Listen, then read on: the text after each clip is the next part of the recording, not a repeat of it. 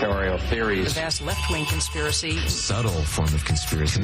Conspiracy theory. People were wondering if there was an international conspiracy. Oh, it's been a conspiracy. It's been a conspiracy. The jury said, basically, there was a conspiracy. Other conspiracy theories are far more relevant. We'd actually like to know what the heck is going on. We've been duped into kind of a complacent attitude. Imagine what would happen if we had an informed election. The problem of corruption. You read about the mess in Washington. There are a lot of people who lie and get away with it.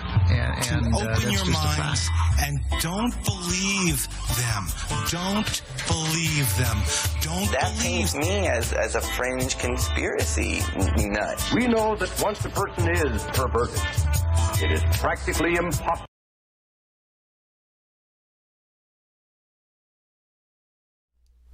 I don't know if it's working or not because it's not showing it's working on my phone. So you can see it, it's working. For some reason my phone's still showing the picture. You see it too? Okay. I'm sorry, I didn't mean to stop. That was bad, but I had to make sure you guys were getting the show. I don't want to sit through 3 hours by myself. Alright, well, I'm going to put it back on. I'm going to watch chat. So if you have any problems, please let me know there, and I'll be watching it. Thank you. For that person to adjust to normal attitudes. The whole world is sick to the extent people lie. Ultimately, they are caught lying, and they lose their credibility. I have to tell you, I'm not a conspiracy theorist. I don't believe it. But when you see some of the things that have gone on in this country... I say, why can't we have prosperity built on peace rather than prosperity built on wealth? I think some of his advisors were really hard-nosed, semi-Nazis. It's a conspiracy. I'm an innocent bystander, a victim. You ain't seen nothing yet. You're suppressing the conspiracy. You're part of the mainstream conspiracy. And, you know, if you work for NBC, it's GE. What the conspiracy is about. It depends upon what the meaning of the word is.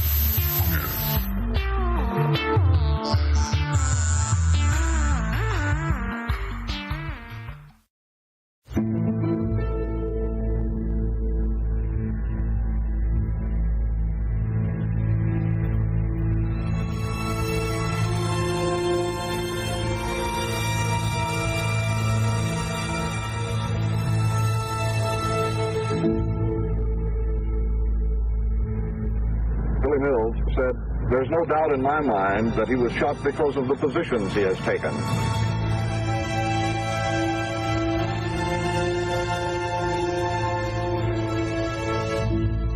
Peace.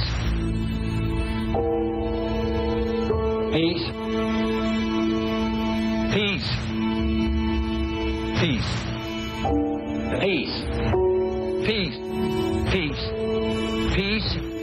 Some say that it is useless to speak of peace. Peace, peace, peace, peace. Too many think it is unreal. Peace. Too many of us think it is impossible. Peace. Peace. Peace and freedom. Peace and freedom. Freedom and peace. Peace and freedom.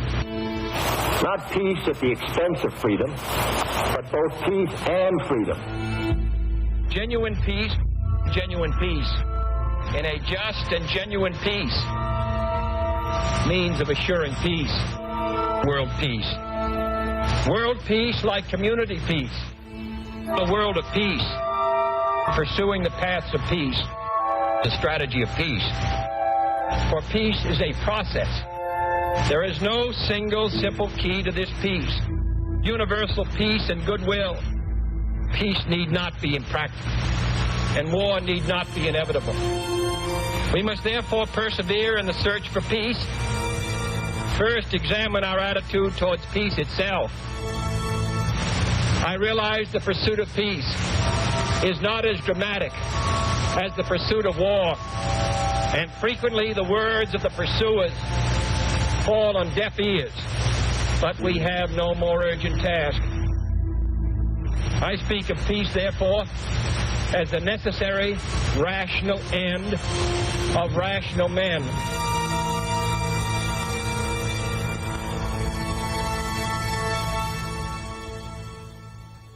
Child was undernourished. It was necessary for the wage earner to desert his wife and family in order that those children should qualify for assistance.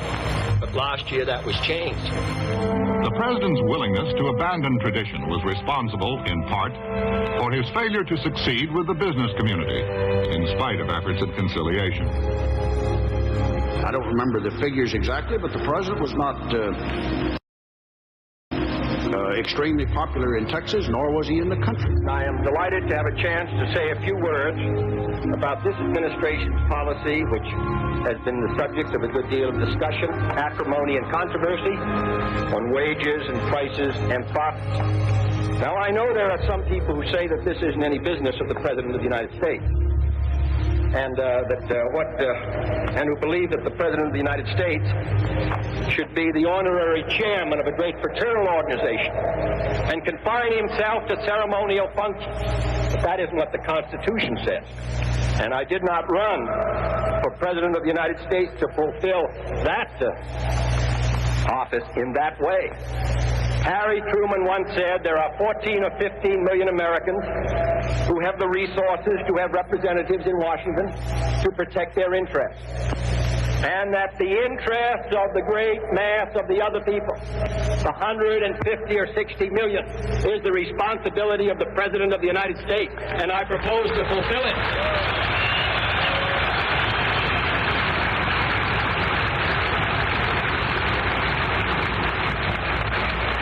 And I believe it is the business of the President of the United States to concern himself with the general welfare and the public interest, and if the people feel that it is not, then they should secure the services of a new President of the United States.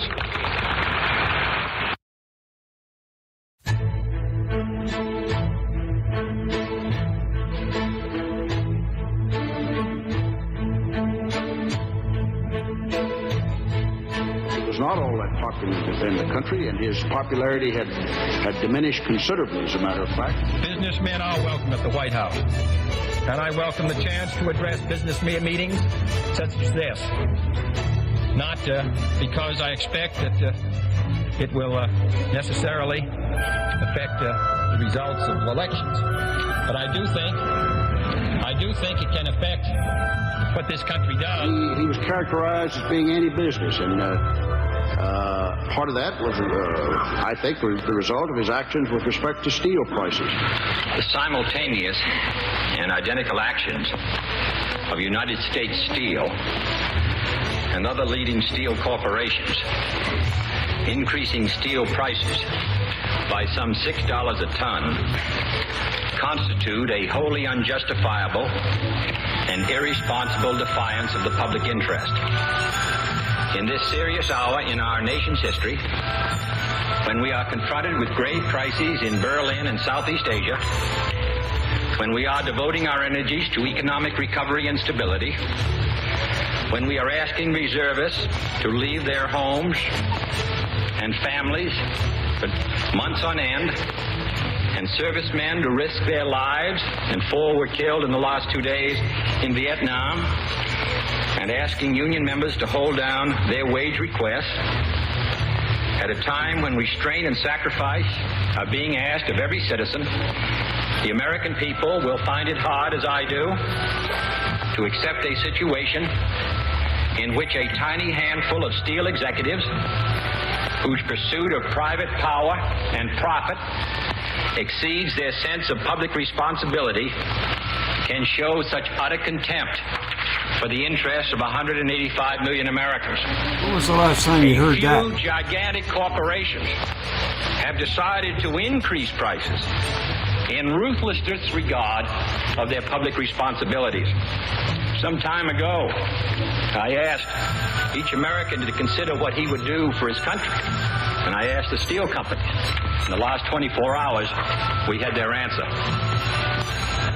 I realize that there are some businessmen who feel only they want to be left alone, that government and politics are none of their affairs, that the balance sheet and profit rate of their own corporation are of more importance than the worldwide balance of power or the nationwide rate of unemployment. But I hope it's not rushing the season to recall to you the passage from Dickens' Christmas Carol, in which Ebenezer Scrooge is terrified by the ghost of his former partner, Jacob Marley. And Scrooge, appalled by Molly's story of ceaseless wandering, cries out, "But you were always a good man of business, Jacob."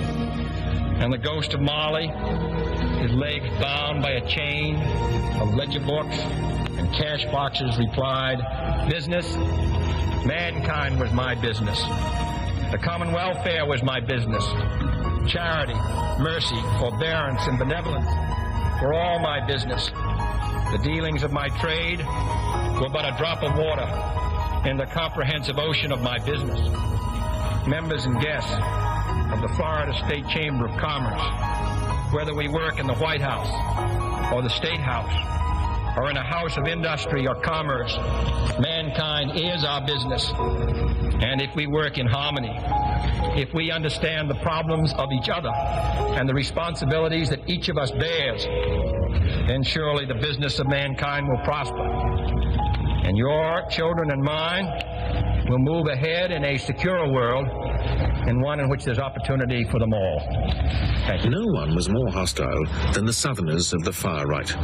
Not only were the Kennedys showing themselves soft on communism and in favor of civil rights for black citizens throughout the South, but Kennedy had hurt their pockets by scaling back oil depletion tax credits. But Texas was home to Kennedy's most dangerous opponents. Oil millionaires and billionaires in Texas were petrified of one major factor that John F. Kennedy was considering, cutting the oil depletion allowance. And there was no way they were going to allow that. Essentially, they would save billions of dollars if it stays as it is. It was called a 27.5% oil depletion allowance. John Kennedy thought it was too liberal. If a free society cannot help the many who are poor, it cannot save the few who are rich. President, big business is using the stock market slump as a means of forcing you to come to terms with business. Their attitude is, now we have you where they want you. Have you seen Lane?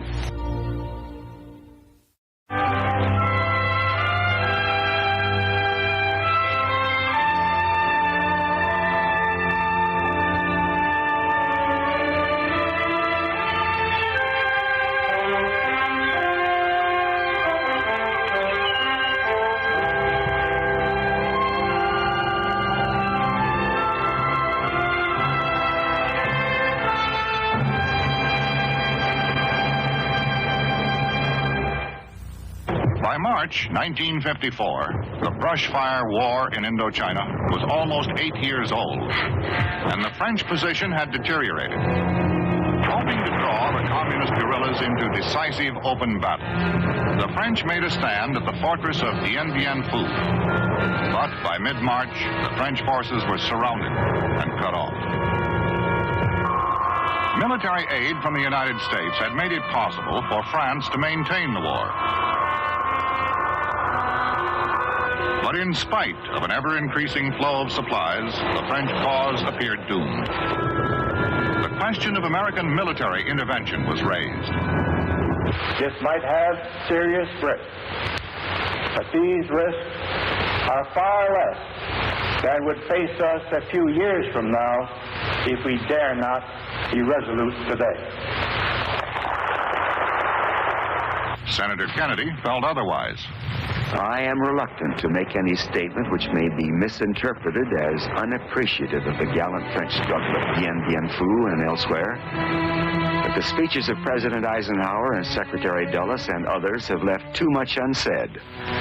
For if the American people are, for the fourth time in this century, to travel the long and tortuous road of war, particularly a war which we now realize would threaten the survival of civilization, then I believe we have a right to inquire in detail into the nature of the struggle in which we may become engaged.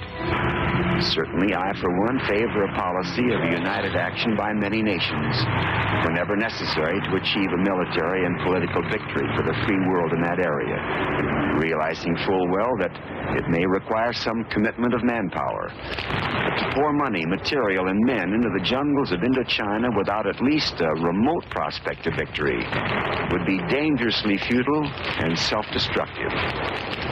Of course, all discussions of united action assume the inevitability of such victory. But such assumptions are not unlike similar predictions of confidence which have lulled the American people for many years. I am frankly of the belief that no amount of American military assistance in Indochina can conquer an enemy which is everywhere and at the same time nowhere. An enemy of the people which has the sympathy and covert support of the people.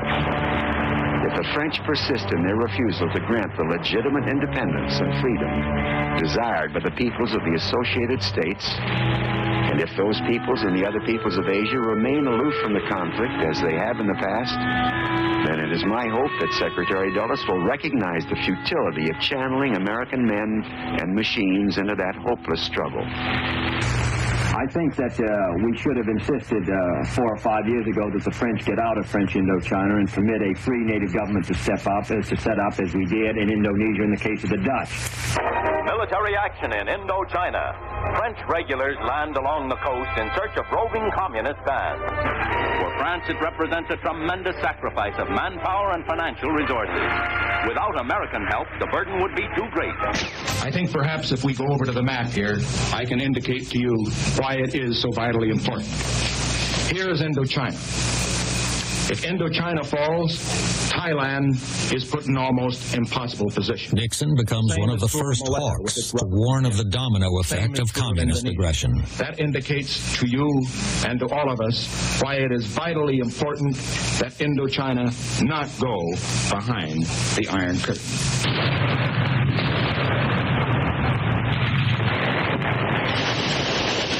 1 year later, in 1954, French forces are besieged by the communists at a place called Dien Bien Phu. A massive resupply operation fails to tip the balance.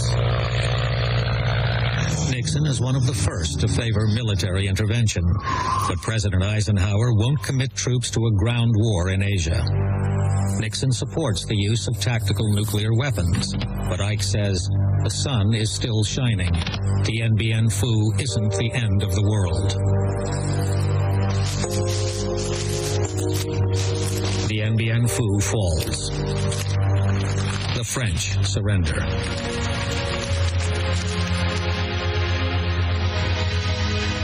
In Geneva, a peace conference leaves Vietnam divided into a communist north and a non-communist south. But there is to be no peace in Vietnam. Under pressure of growing communist aggression, the flow of American equipment and advisors is increased. In the 1950s, Nixon backs the deployment of American military advisors to South Vietnam. Superior equipment and mobility are used to full advantage to carry the fight to the enemy, swiftly, wherever his presence becomes known. If we had felt a common interest in the colonial province like Vietnam, seeking its independence of France. Colonel Fletcher Prouty. At the time of the Kennedy assassination, I was the Chief of Special Operations in the Joint Staff, working for the Joint Chiefs of Staff. Special Operations in those days was a euphemism for the military support of the clandestine operations of CIA around the world. Prouty was an insider who claimed that while some in the Pentagon were gearing up for war, he was secretly helping President Kennedy plan for peace. So during the summer, July, August, and September, he had a very experienced group of people work on his new policy for Vietnam. It was published in October, and it was called the National Security Action Memorandum number 263. And that memorandum, signed under the direction of the president, was to bring men home by Christmas and get everybody out by 1965. What we're looking at here are approximately 15,000 pages of documents on Kennedy's Vietnam policies that I've collected from all the archives in the United States. In some cases, and many of them are newly declassified.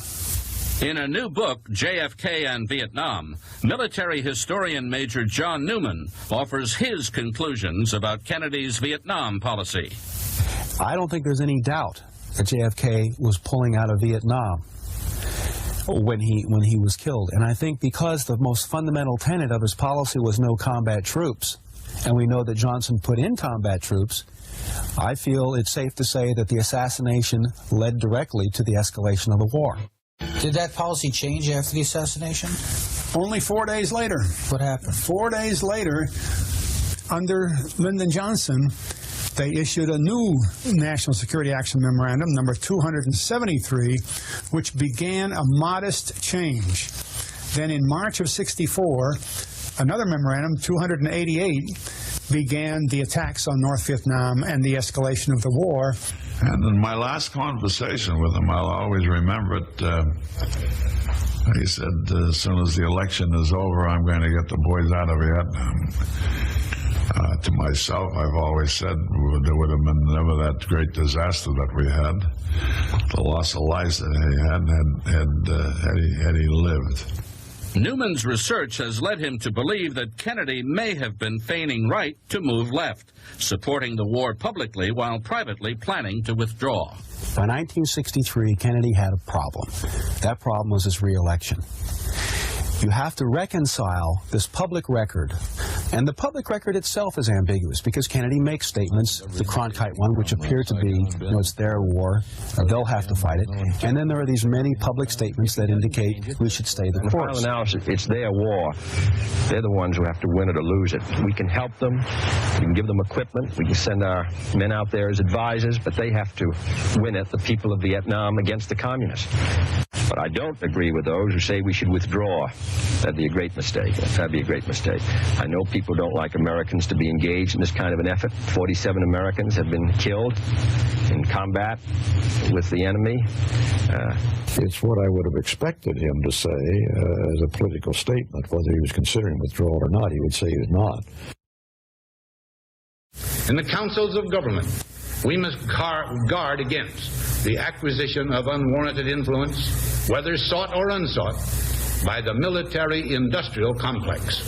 President Eisenhower warned the nation of the dangers of the military-industrial complex. A permanent war economy was their business, with billions at stake. Sir, would you give us your appraisal of the situation in South Vietnam now since the coup and the purposes for the Honolulu conference?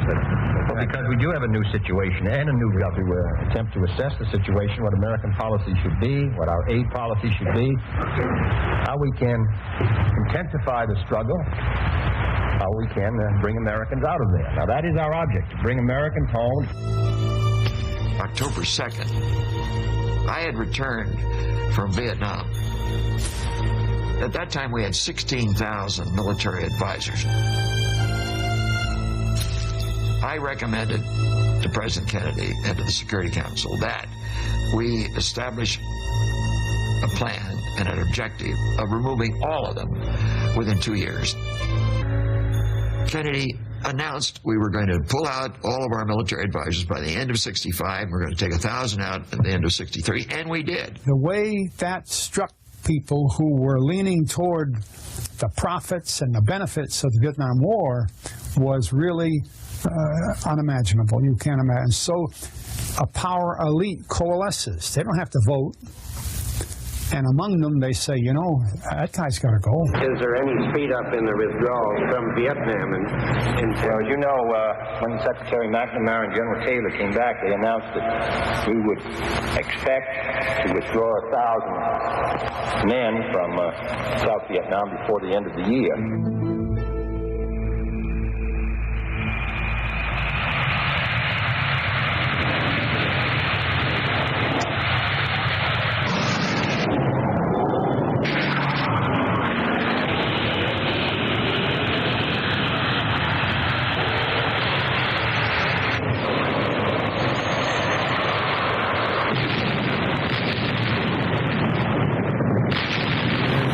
Stand there while something burns down your house. I'm glad to go home. I don't know. It's the worst area we've been in since I've been in Vietnam. You think it's worth it? Yeah, I don't know. They say we're fighting for something. I don't know. It tells you it's for your own good. I don't know where they are. That's the worst. Riding around running the sewers and the gutters anywhere. See anywhere. So we stay alive day to day. I just want to go back home and go to school. You lost any friends? Quite a few. We lost one the other day. Whole thing stinks, really.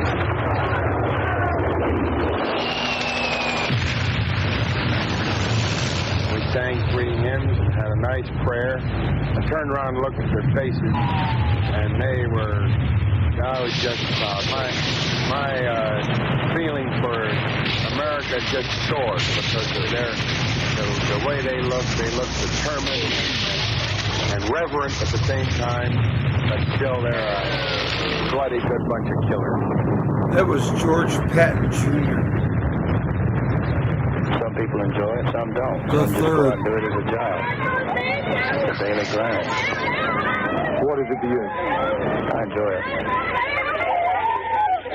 The history of conflict among nations does not record another such lengthy and consistent chronicle of error as we have shown in Vietnam.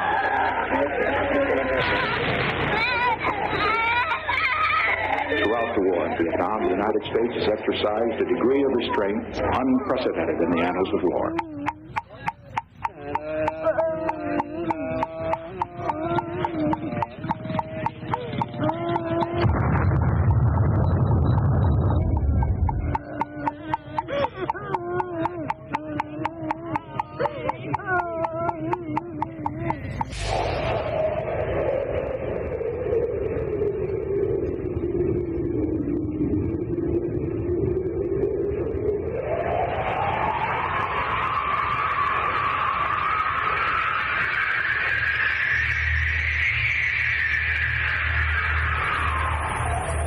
As a result of what we have done in South Vietnam, not only has the psychology changed there, but also it has had a most beneficial effect, in my opinion, among other free Asian countries who looked at South Vietnam as a test.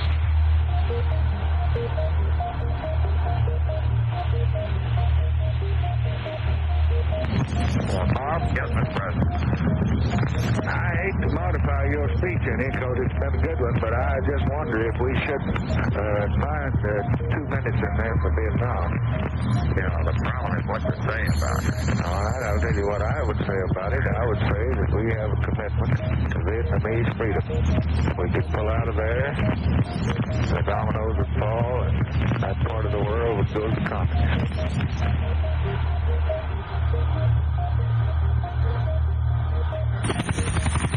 After reviewing the situation in Vietnam, McNamara recommended that to avert certain defeat of the South, America must become directly involved in the war, starting with covert operations against North Vietnam. Johnson agreed. He approved a top-secret program codenamed Op Plan 34A for commando raids on the North Vietnamese coast. A second, separate covert operation involved U.S. Navy destroyers, specially fitted out to gather electronic intelligence. Codenamed DeSoto patrols, they would operate in the same general area in the Gulf of Tonkin off the North Vietnamese coast. On July 31st, 4 assault craft left the Op Plan base at Da Nang flying the Stars and Stripes. Once in North Vietnamese waters, the flags were stowed away. The commandos attacked radar stations on 2 offshore islands in the Gulf of Tonkin.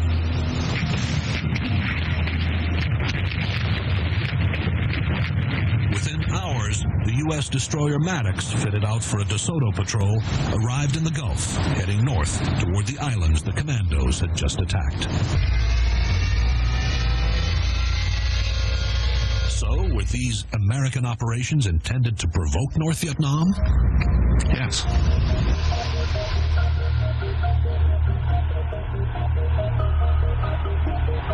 What happened was we've been playing around up there, and they came out, gave us a warning, and we knocked hell out of them. We are within their 12-mile limit. There have been some covert operations in that area that we've been carrying on, blowing up some bridges and things of that kind. So I imagine they wanted to put a stop to it. So they come out there and fire, and we respond immediately. We cripple them up, and then we go right back where we were with that destroyer and with another, plus plenty of planes, and we haven't pulled out, we pulled up. The officer commanding the DeSoto patrol recommended pulling out. The answer was no. Instead, a second destroyer, the Turner Joy, joined the Maddox, and a second carrier, the Constellation, was sent to reinforce the Ticonderoga. In the next few hours, the gap between what actually happened at sea and what was alleged to have happened began to widen. The two destroyers were ordered to sail on a course that took them within 11 miles of the North Vietnamese coast and 4 miles of North Vietnam's offshore islands. There was no attempt at concealment. The operation would take place in full daylight.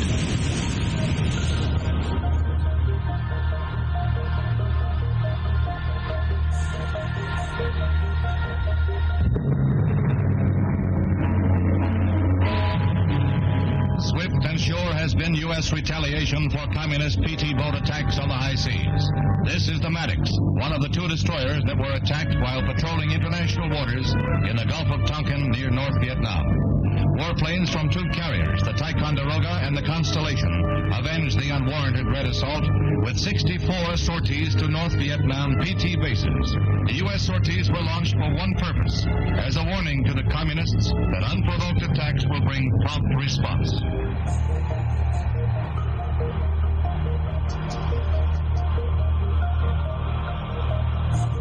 Renewed hostile actions against United States ships on the high seas in the Gulf of Tonkin have today required me to order the military forces of the United States to take action in reply. While the two destroyers were cruising in company on routine patrol duty in the Tonkin Gulf in international waters, some 65 miles from the nearest point of land. Put out that propaganda, but they got caught. Because we were able to disclose within 2 days that if they would check upon the log of the Maddox, for example, they would find she was only 11 to 13 miles from the bombing of those islands. And of course, that's coverage. And the North Vietnamese knew that it was coverage. Do our naval vessels afford any cover for these? Our naval vessels afford no cover whatsoever. The sad fact is, history will record that the United States was an aggressor in Tonkin Bay. We were violating the rights of North Vietnam. Had no right to proceed on the second day to ourselves bomb North Vietnam, the areas where her torpedo boats were kept. But we had to do it. That wasn't self-defense. Bombing North Vietnam was not within the right of the president to act in self-defense of the republic. My duties on board the seaplane tender were nuclear weapons officer. On August 4th, there was an alleged attack on the USS Maddox and Turner Joy, two of our destroyers, in the Gulf of Tonkin. In the course of our conversation, this chief petty officer told me that he was a sonar man on board the USS Maddox and that he had been in the sonar room during the attack. He told me that, in his estimation, there were no torpedoes fired at the ship or otherwise during that alleged attack. And furthermore, he constantly repeated this, sent this information to the commanding officer on the bridge. The North Vietnamese have no submarines. What is the purpose of that movement? This is purely precautionary, so that the fleet will be prepared for all eventualities. What sort of eventualities, General? A possible submarine attack. By whom? By anyone. You always contended that in the first incident they were having... I'm contending that having the Maddox and the Joy there constituted, in view of the knowledge as to what the South Vietnamese boats were up to, an act of constructive aggression on our part. Johnson had signed the Tonkin Gulf Resolution on August 10th, just a week after the so-called incident. Blank check to state the canary. Was later to call the functional equivalent of a declaration of war. And I pledge to all Americans to use those powers with all the wisdom and the judgment that God grants to me. Standing behind the president was Senator William Fulbright. He'd steered the resolution through Congress, acting in the belief, he said later, that in its dealings with Congress, the White House told the truth. You got to remember that Senator Fulbright was a politician of the old school. He was a gentleman, and he just did not believe that his president, his Secretary of State, and the Secretary of Defense would deceive him and try to pull the wool over his eyes and asking for his support for a matter of this nature. He was deceived, and he felt very, very badly about it. It's the worst incident, he said, that ever happened to him in his... We always hesitate in public to use the dirty word lies, but a lie is a lie. I mean, it's a misrepresentation of fact. And it's supposed to be a criminal act if it's done under oath. Mr. Johnson didn't say it under oath. He just said it. We don't usually have the president under oath. After midnight, while the air attacks were still underway, a buoyant McNamara briefed Pentagon reporters. Are you ready? Describing the attacks on the destroyers as entirely unprovoked, he claimed that throughout their patrol, the two destroyers had remained at a distance of at least 30 miles from North Vietnam's coast, omitting to mention that only that morning he told the president their limit was 11 miles. The course of our destroyers operating 30, 40 to 60 miles off the coast of North Vietnam, international waters, moving southward. It was a confident performance until a reporter strayed into dangerous waters. Can you give us the basic reasons for the Gulf of Tonkin patrol? It's a routine patrol of the type we carry out in international waters all over the world. Does it have anything to do with movements of junks or whatever it is back? No, it has no special relationship to any operations in that area. We're carrying routine patrols of this kind on all over the world all the time. Do you have any idea why the North Vietnamese may have done this? None. The following morning, August 5th, McNamara was announcing details of the ample forces he had promised the president before the second supposed attack had even begun. Last night, I announced that moves were underway to reinforce our forces in the Pacific area. An attack carrier group has been transferred from the First Fleet on the Pacific coast to the Western Pacific. Secondly, interceptor and fighter bomber aircraft have been moved into South Vietnam. Thirdly, fighter bomber aircraft have been moved into Thailand. Fourthly, interceptor and fighter bomber squadrons have been transferred from the United States into advanced bases in the Pacific. Fifthly, an anti-submarine task force group has been moved into the South China Sea. And finally, selected Army and Marine forces have been alerted and readied for movement. As the juggernaut rolled into action, truth was the first casualty. Johnson wanted the assent of Congress with a minimum of debate or qualification. He was beside himself when the loquacious Senator Hubert Humphrey, the man he planned to make his running mate in the coming presidential election, talked about the commando raids in public. Johnson, determined to protect the authorized version of events, called a mutual friend. Hello, Jim. Yes, Mr. President. How you doing? I'm doing fine. You? Pretty good. I don't know how to get this message over, but this boy, our friend Hubert, is just destroying himself with his big mouth. He went on the TV, and every person in town that's handling war plans, it just scared them to death because he just blabbed everything that he had heard in a briefing, just like it was his personal knowledge. They said, for instance, how would you account for these pitiable attack on our destroyers when we innocent apparently out there in the Gulf, 60 miles from shore. Humphrey said, well, we have been carrying on some operations in that area. And we've been having some covert operations where we have been going in and knocking out roads and petroleum things and so forth. And that's exactly what we have been doing.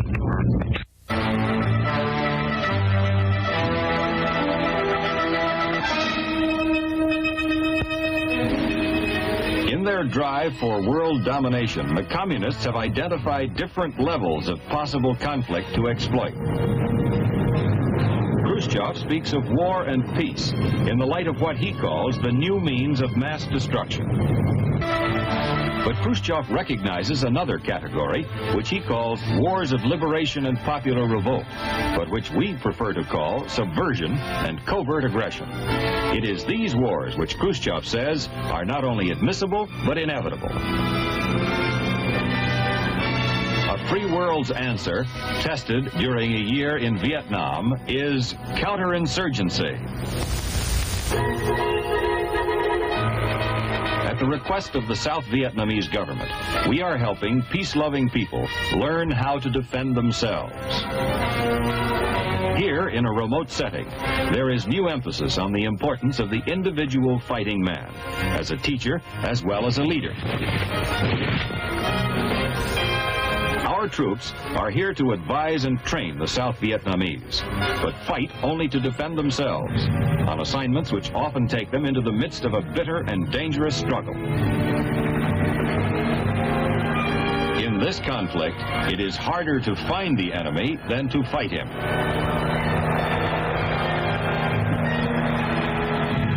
The plan to protect those who dwell in thousands of rural villages and towns resulted in the fortifying of approximately 5,000 communities in the first year. During an intensive visit to Southeast Asia, Secretary of Defense Robert S. McNamara sees how the fortified hamlet program is working out. Teamwork and on-the-spot training call for dedication from the man in the field to the top commander, General Paul D. Harkins. The U.S. effort to our Vietnamese allies is a vast and comprehensive one. It involves political, economic, psychological, and military measures. All of the armed forces of the U.S. play a part. We put about 3 million of them into what I would call a concentration camp. They call it a refugee center. It's got barbed wire around it, you can't get out of it. Taking these people from the graves of their ancestors, from their rice paddies. And we say, oh, well, we pacified X million people. Yeah, we pacified some more people by putting them in these camps. Now, America wins the wars that she undertakes. Make no mistake about it. And we have declared war on tyranny and aggression. If this little nation goes down the drain and can't maintain her independence, ask yourself what's going to happen to all the other little nations. I'm Roger Hilsman. I was Director of Intelligence and Research in the State Department under John F. Kennedy, and then Assistant Secretary of State for Far Eastern Affairs under Kennedy and for a while under President Johnson. There were two things that he very, very much wished to avoid. One was making this an American war. As he used to say, it's their war, the South Vietnamese. We can give them aid, we can even give them advisors. But they must win it or lose it, and I think he was fully prepared to let them lose it rather than make it an American war. He felt that if we put Americans in there, it would drive, with their white faces, it would drive communism into the, nationalism into the arms of communism. The second thing he wished to avoid was internationalizing the war, as we called it. By this we meant bombing the North or attacking the North. First and foremost because it would not work. And here, 30-some-odd months of bombing has shown that his judgment was right.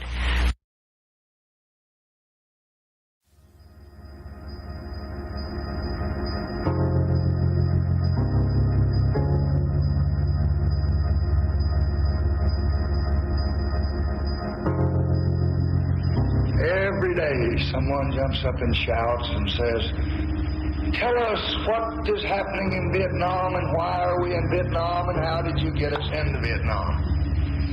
And I didn't get you into Vietnam. You've been in Vietnam 10 years. Johnson made it McNamara's war. I want them to get off their butts and get out in those jungles and whip hell out of some communists, he said. It is the melancholy law of human societies to be compelled sometime to choose a great evil in order to ward off a greater evil. Lyndon Baines Johnson. Born in 1908, he grew up in a comfortable middle-class home in Johnson City. I like a lead solo. At an early age, Lyndon showed a keen interest in politics. From the beginning, he was driven by a determination to win, whatever the cost. In a word, he was ruthless. There wasn't anything he wouldn't do to get what he wanted, regardless of what it was. And probably the best example would be in 1948 when he was running for the Senate. And he was running against a man named Coke Stevenson. And the election was very, very close. The race was so close there was no way to call it. The lead seesawed back and forth. I said, I think you're going to win it. He said, no, I think we've lost it. And I said, no, it's going to be the reversal of 1941. 3 days after the polls closed, the votes were still coming in, and Stevenson led by a handful. It looked as if Stevenson would be the new senator from Texas. But Johnson remembered 1941. He was not about to lose again. The election now hinged on the Duke of Duval County, George Parr, the man who controlled the votes in South Texas. George Parr controlled that county, and those people voted the way he wanted them to vote. No question about that. None whatever. Now, the candidates had nothing to do with it. In the nature of things, you don't write down, bought these votes, yesterday afternoon at 4 o'clock. But obviously there was some understanding with between the Johnson people and the political bosses in South Texas. In the tiny South Texas town of Alice, 6 days after the polls had closed, 202 additional votes were reported from precinct box 13. When they were counted, all but 2 were for Lyndon Johnson. When the signatures of the 202 new voters were examined, some say the names were all written in the same ink and listed in alphabetical order. Well, it did look to me like there had been a change in ink, and it looked like 200 or 202 or 3 names had been added to the poll list in a different ink by a different hand. Mr. Stevenson was an outraged man that felt like the election had been stolen from him, and he felt like what he'd just seen was evidence of that. Stevenson challenged the election at the Texas State Democratic Convention. It was no use. The Johnson forces were too powerful. When it was all over, precinct box number 13 made the difference. Johnson won by 87 votes. But the question of a stolen election remained. 19 years later, Ronnie Duggar met in the White House with President Lyndon Johnson and asked him about the election of 1948. One night up in his bedroom, he started laughing, and he seemed to wonder if he could find something, and he said he was going back into Bird's bedroom, which was next door. And he rummaged around in the closet. I think I could hear him rummaging around in the closet, and he came in with this photograph of these 5 guys in front of this old car with box 13 balanced on the hood of it. I looked at him and grinned, and he grinned back. But he wouldn't explain it to me. I asked him, well, who were these guys? Why did they have box 13 on the hood of this car? What did it mean? And he just, nothing. He wouldn't say. And that stuck with him the rest of his life. That rigged ballot became the template for a political career based on bribery and corruption. The full extent of Johnson's criminal activity only began to unravel 11 years after his death. In 1984, at this courthouse in Franklin, Texas, a former Johnson business associate, Billy Celestes, appeared before a grand jury. According to Billy Celestes, there were 8 murders perpetrated on the part of Lyndon Johnson The first name was a man named Douglas Kinzer. That was followed by a number of men involved in Estes businesses who were corrupt, and they were all killed with carbon monoxide. Josepha Johnson's name is listed on this Justice Department document. That's Lyndon Johnson's sister. So Estes is accusing the Vice President of the United States of murdering his own sister. And the eighth name listed is the President of the United States, John F. Kennedy. And then there is a promise of knowing more. And if Billy Estes is telling the truth, and there's every reason to believe he is, it gives you an idea of the depth of the corruption and the ruthlessness of Lyndon Johnson. According to Estes' written testimony, that murderous cycle began in 1951 in Austin, Texas, at this downtown golf course known as Butler's Pitch and Putt. The killer was a Johnson henchman called Malcolm Wallace. Malcolm Wallace was born and raised in Texas. He was Texas-bred, Texas-educated, a very intelligent man. And when he graduated from the University of Texas, he was evidently recruited by Lyndon Johnson, and he was given a job at the Federal Department of Agriculture. John Douglas Kinzer, the golf pro at Butler's Pitch and Putt, was having an affair with Wallace's wife and with Lyndon Johnson's sister. Lyndon Johnson's sister, Josepha, was an alcoholic. She was a drug user. She was sexually promiscuous. She had loose lips. And who knows what she might tell Kinzer or others about Lyndon Johnson's political shenanigans. Malcolm Wallace walked into the Pitch and Putt golf course in Austin, Texas, and was shot to death in cold blood. John Douglas Kinzer. Kinzer died here for his indiscretions. Wallace was soon arrested and went on trial in Austin 3 months later. First-degree murder, open and shut case. He gets a lawyer known as a Lyndon Johnson lawyer. So Lyndon Johnson is going to do his best to get his friend out of hot water.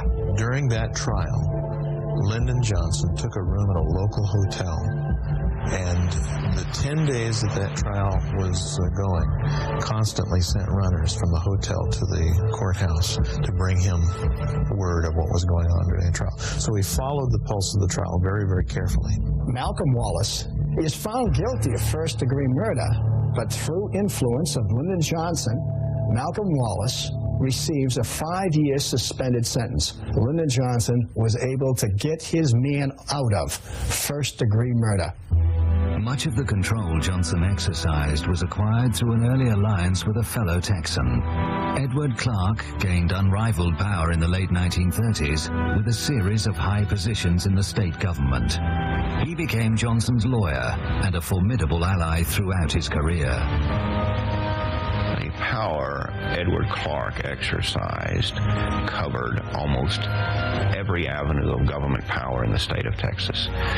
He would make sure that important appointments were covered by his men. The judges' control was through their vote. I mean, he had their decision in the palm of his hand. And this was, of course, important because Austin was the capital of the state. Anything that happened legally went through Austin, and that meant it went through Clark. He was known as the secret boss of Texas. He could and did arrange for people to be killed. He arranged for money to be laundered. He had that control. This building in downtown Austin became the headquarters of Edward Clark's all-powerful law firm. Barr McClellan was recruited as a young lawyer in 1966, 3 years after the assassination, unaware of the dark secrets hidden within. Soon after joining, in an after-hours conversation with John Coates, one of the firm's attorneys, Barr was made privy to an astonishing piece of information. Coates and I started talking, and in the course of it, John told me, if the truth be told, Clark arranged the assassination of Kennedy. It was a kind of statement that you can't easily forget, even though I personally chose not to believe it at the time. It stuck with me. Attorneys know they're acting behind a privilege. They can say things to each other. And this talk would go on at after-hours drinks, at Christmas parties, just traveling on the road. And it was like Johnson had to get Kennedy out of the way. I worked closely with Don Thomas, and Thomas was the business attorney to the president and was the second man in the law firm. Thomas and I did a number of cases together, and we traveled the state because he did not fly.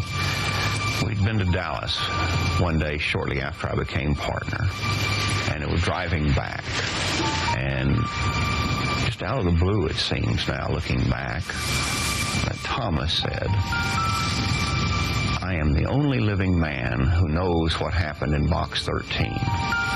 And we know what that meant. That was the stolen 1948 election. I didn't say anything. Sometimes it's best just to listen.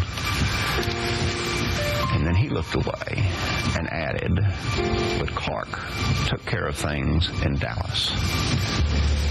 At that point, what I'd been hearing in the law firm, what John Coates had first told me, I knew was true, because this came from a man that was Johnson's business attorney, one of Johnson's most trusted confidants, a man who worked very closely with Johnson during his maturing years, his growing up years, so to speak, and as president. And when I heard that, there was no question that Clark had been behind the assassination, and he'd done it for Johnson. I know beyond a reasonable doubt that Johnson murdered Kennedy. He acted through Clark. He saw that it was done, and he did it out of a corruption of power that is unequaled in our history. After becoming a senator in 1948, Johnson developed an unrivaled power base in Washington, using his forceful personality, political skills, and corruption. He established himself as one of the most influential men in the nation, but as vice president to Kennedy, he lost much of that authority. By 1961, his past was catching up with him.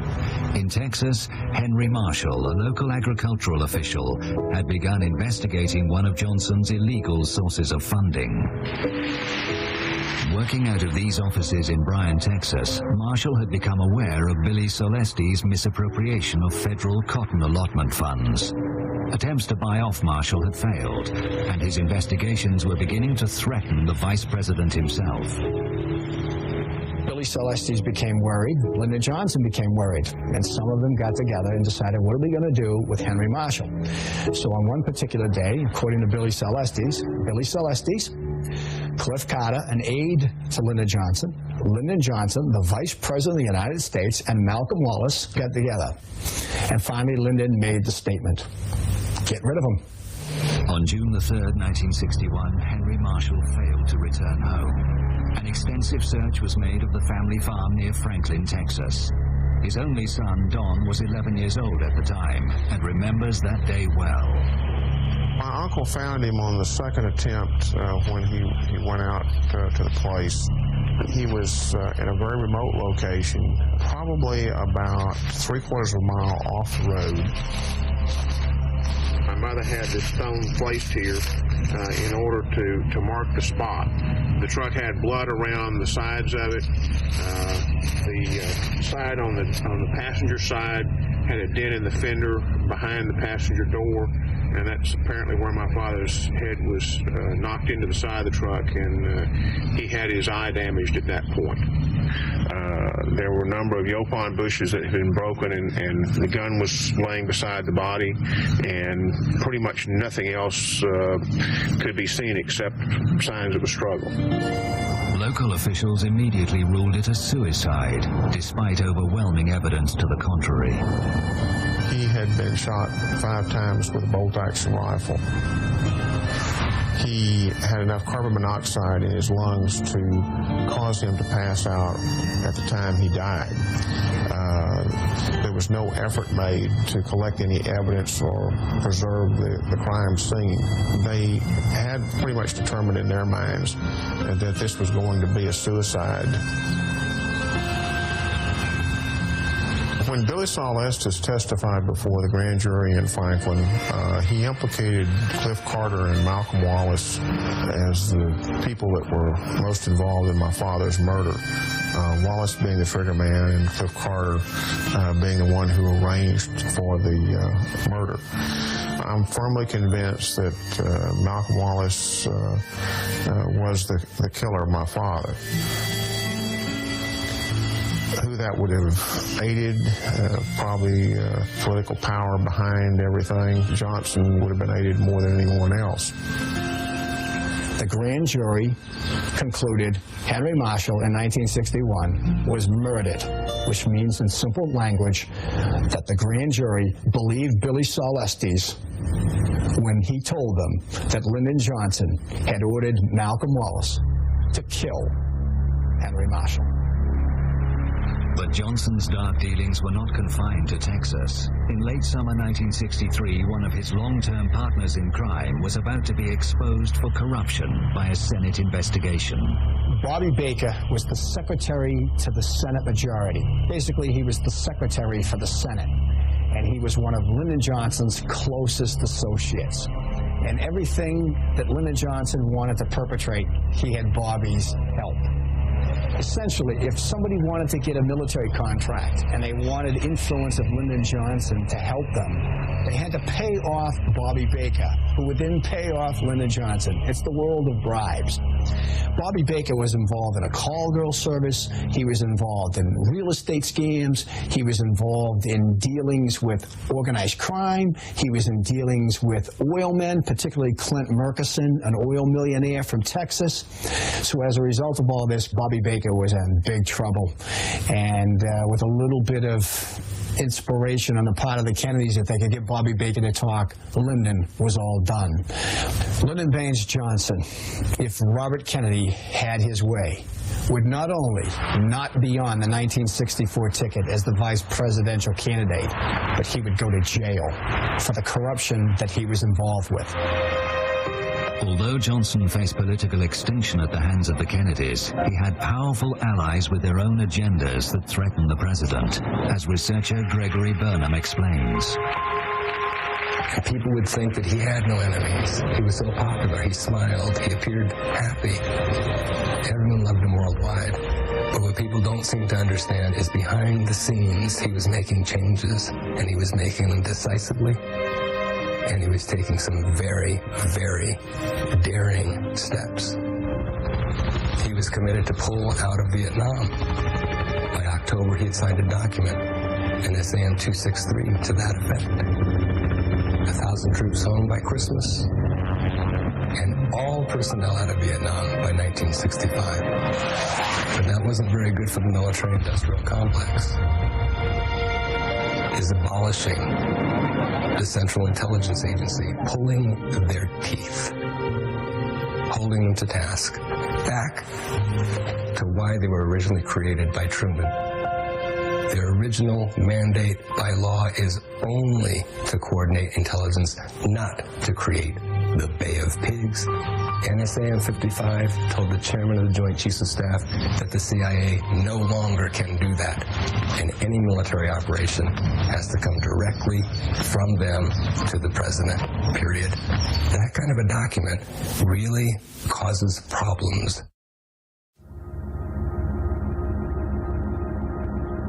Make a comment about something which a lot of folks haven't heard too much about. Do you know about this article by Arthur Kroc? Younger people are saying, who's Arthur Kroc? Arthur Kroc was the single most respected journalist in America in the 1960s. He wrote on the editorial page of the New York Times. He was very close to the Kennedys.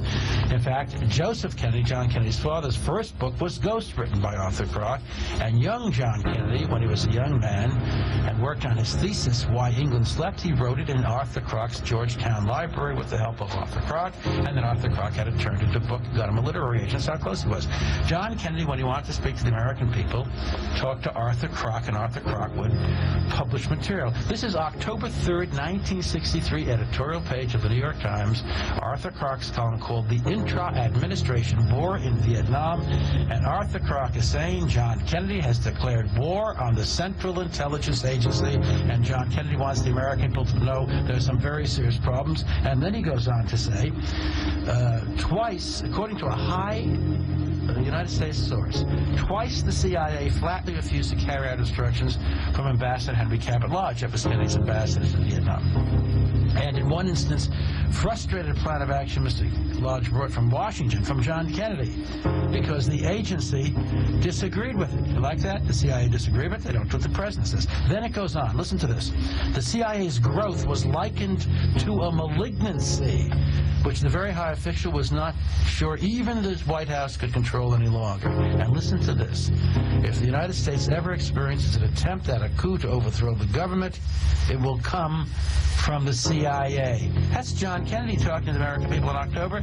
The next month they blew his head off, and there's the Warren Commission, and they don't ask Arthur Kroc, where'd you get this information that John Kennedy was talking, or someone on his behalf was talking, to you about the CIA being possibly involved in a coup? If there was a coup, it would come from the CIA. There is now considerable evidence of Oswald's links with agents from the CIA and the FBI in the months before the assassination. In August 1963 in Dallas, the CIA operative Antonio Veciana met with his case officer Maurice Bishop. Bishop was the CIA coordinator of the most violent anti-Castro exile group. And in Dallas, he also met with Lee Harvey Oswald. Actually, Harvey Oswald in Dallas. In a meeting of 10 or 15 minutes with Mr. Maurice Bishop in Dallas in that time. And you feel certain that Oswald was working with or associated with American intelligence? Well, at least he was associated with Maurice Bishop. And if Maurice Bishop was intelligence, he was working for the intelligence service in the United States, I don't doubt that he was working with him.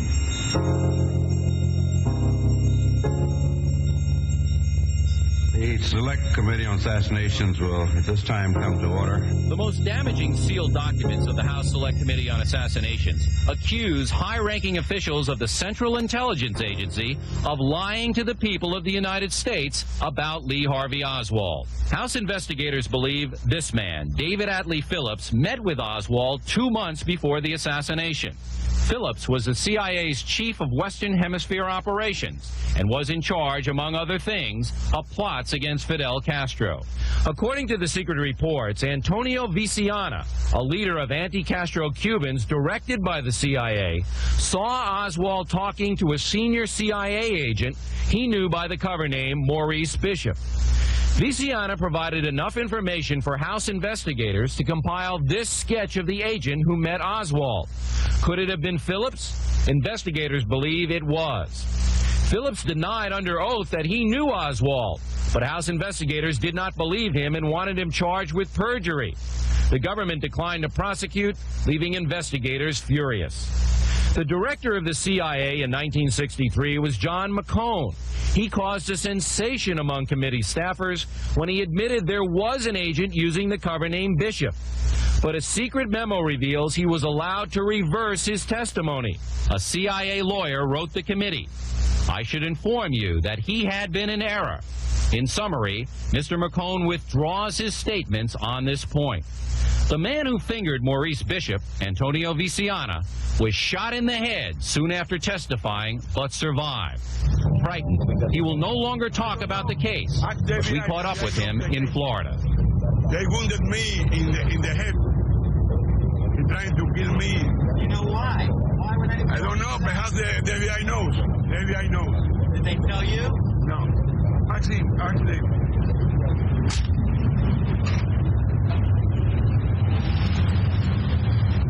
David Adley Phillips died of cancer in 1988. Investigators believe Phillips was angry at JFK for botching the Cuban Bay of Pigs operation. Did you kill the president? The second explosive revelation in the sealed documents also links the CIA directly to Oswald. While living in Dallas, Oswald was befriended by Russian-born George de Mohrenschildt. Investigators determined he was a contract agent for the CIA in Central America and the Caribbean. In 1977, moments before he was to be interviewed by House investigators, de Mohrenschildt blew his brains out with a 20-gauge shotgun. House investigators believe he was a crucial link between the CIA and Lee Harvey Oswald. There is no question that the sealed JFK files are extremely embarrassing for the CIA. House investigators have told Inside Edition that the agency did not fully cooperate in their investigation and that the CIA had final say in the report that the House Assassinations Committee made public. Thus, the public report makes no mention of the CIA's links with Lee Harvey Oswald. But the secret documents are another story. One interesting sidelight, the movie JFK was partially based on Jim Garrison's investigation in New Orleans. Well, House investigators uncovered evidence that the CIA planted 9 agents inside the Garrison investigation to feed him false information and to report back to Langley on what Garrison was finding out.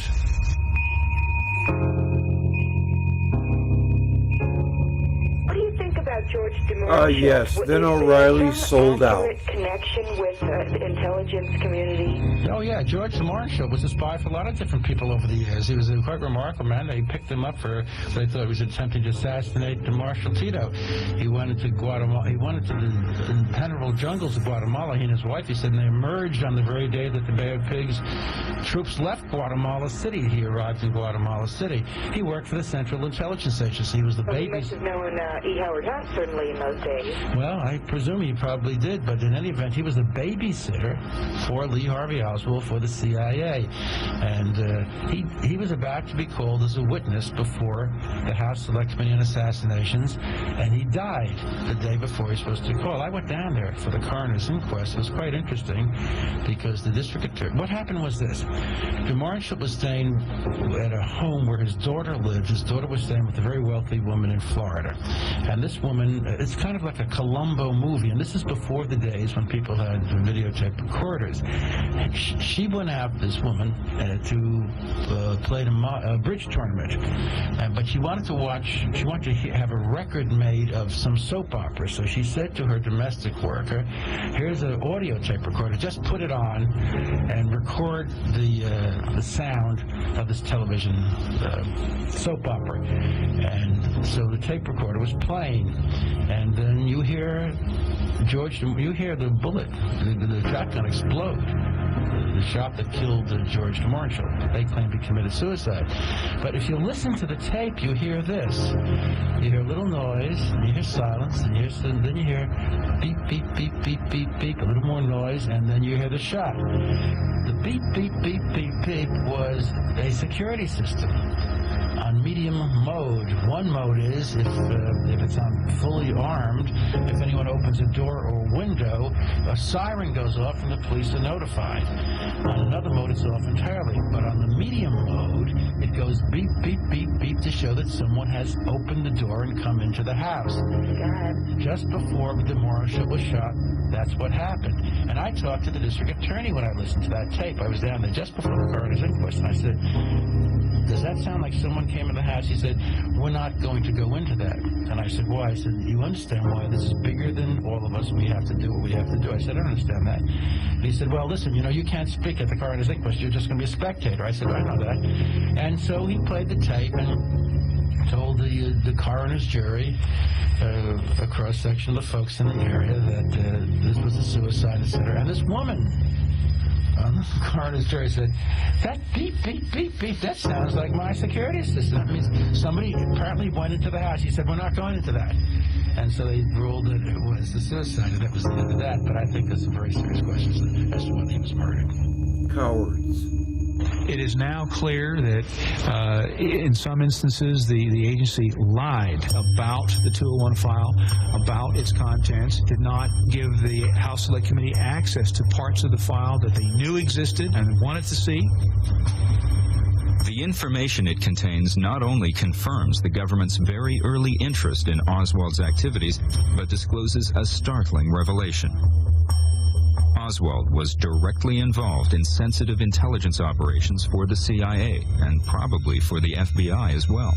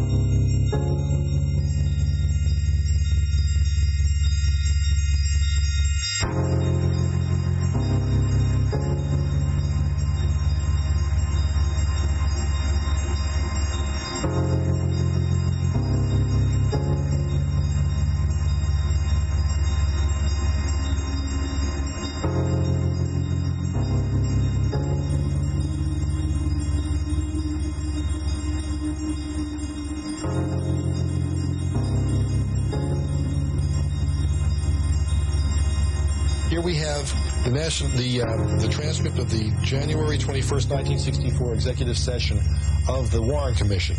And in it, they're discussing the fact that they knew that Oswald had worked for the FBI. He'd been assigned a payroll number as 179, and he was been paid $200 per month from September of '62 until the time of the assassination.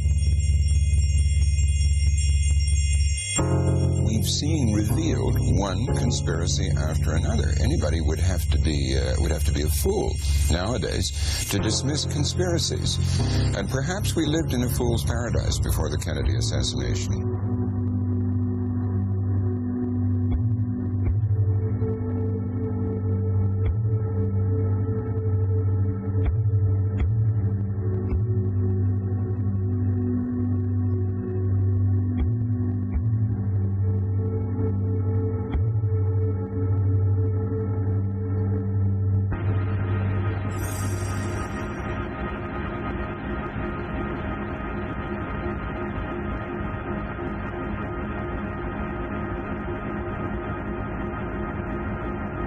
Yeah, that's the name of the American empire, the syndicate. The men who create power make an indispensable contribution to the nation's greatness. But the men who question power make a contribution just as indispensable, especially when that questioning is disinterested. For they determine whether we use power or power uses us. Quoted before, and I quote again, Mr. Jefferson, that if we expect a nation to be ignorant and free, we expect what never was and never will be.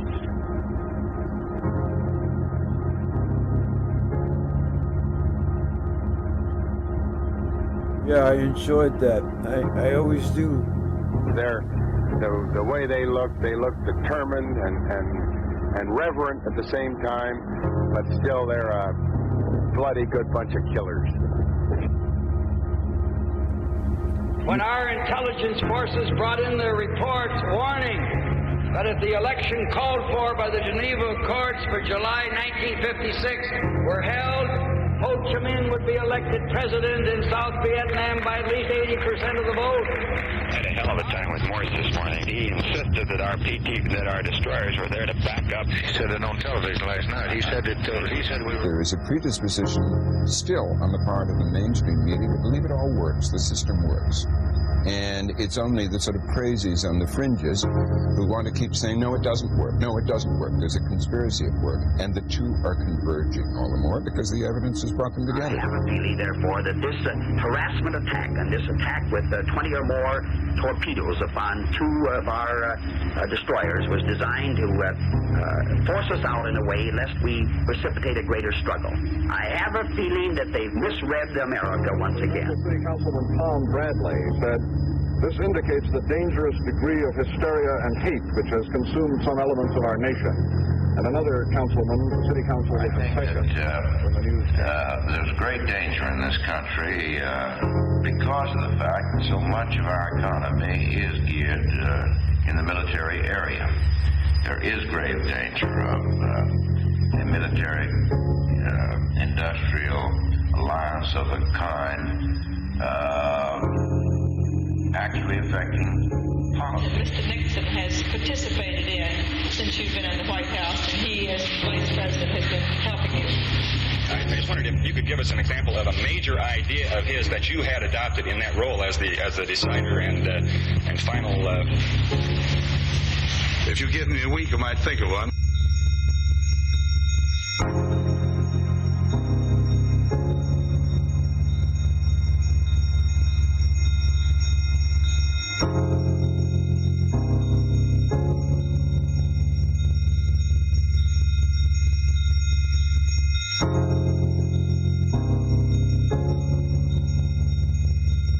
When power leads man towards arrogance, poetry reminds him of his limitations. When power narrows the areas of man's concern, poetry reminds him of the richness and diversity of his existence.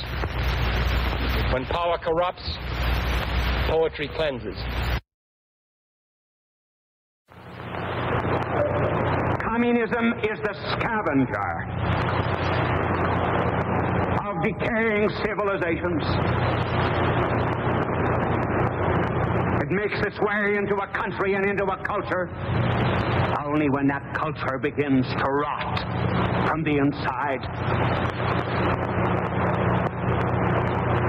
Measure of the incipient death in any civilization is the progress that communism makes. And just as soon as this culture begins to die, then this winged scavenger, with the mechanical wings of hammer and sickles, descend upon these decaying countries in order to devour them.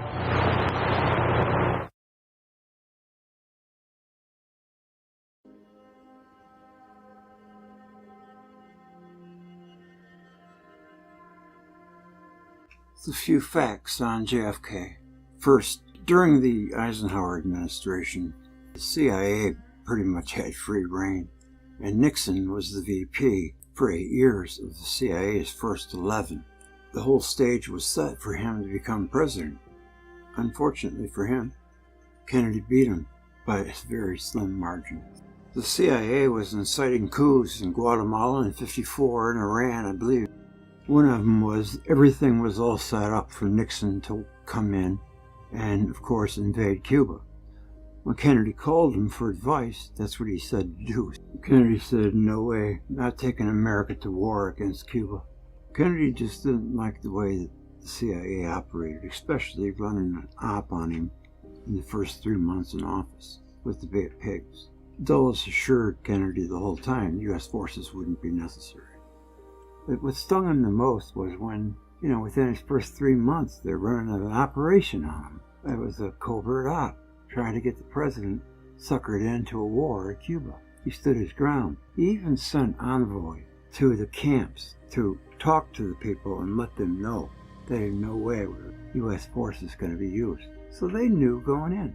The whole thing with air support is crazy. They didn't get 3 planes with B-26, and then Rusk or somebody called it off. Those 3 sunk everything. Their transport ship and their ammo ship. I think they had 2. They were called the Barbara and the Houston. And it was Operation Zapata, which happened to be what George Bush named his little oil company there in the Caribbean. They were old American T-33s. They were called T-birds, I believe. They had the straight wing with the pods on the end. Korean War era for the U.S.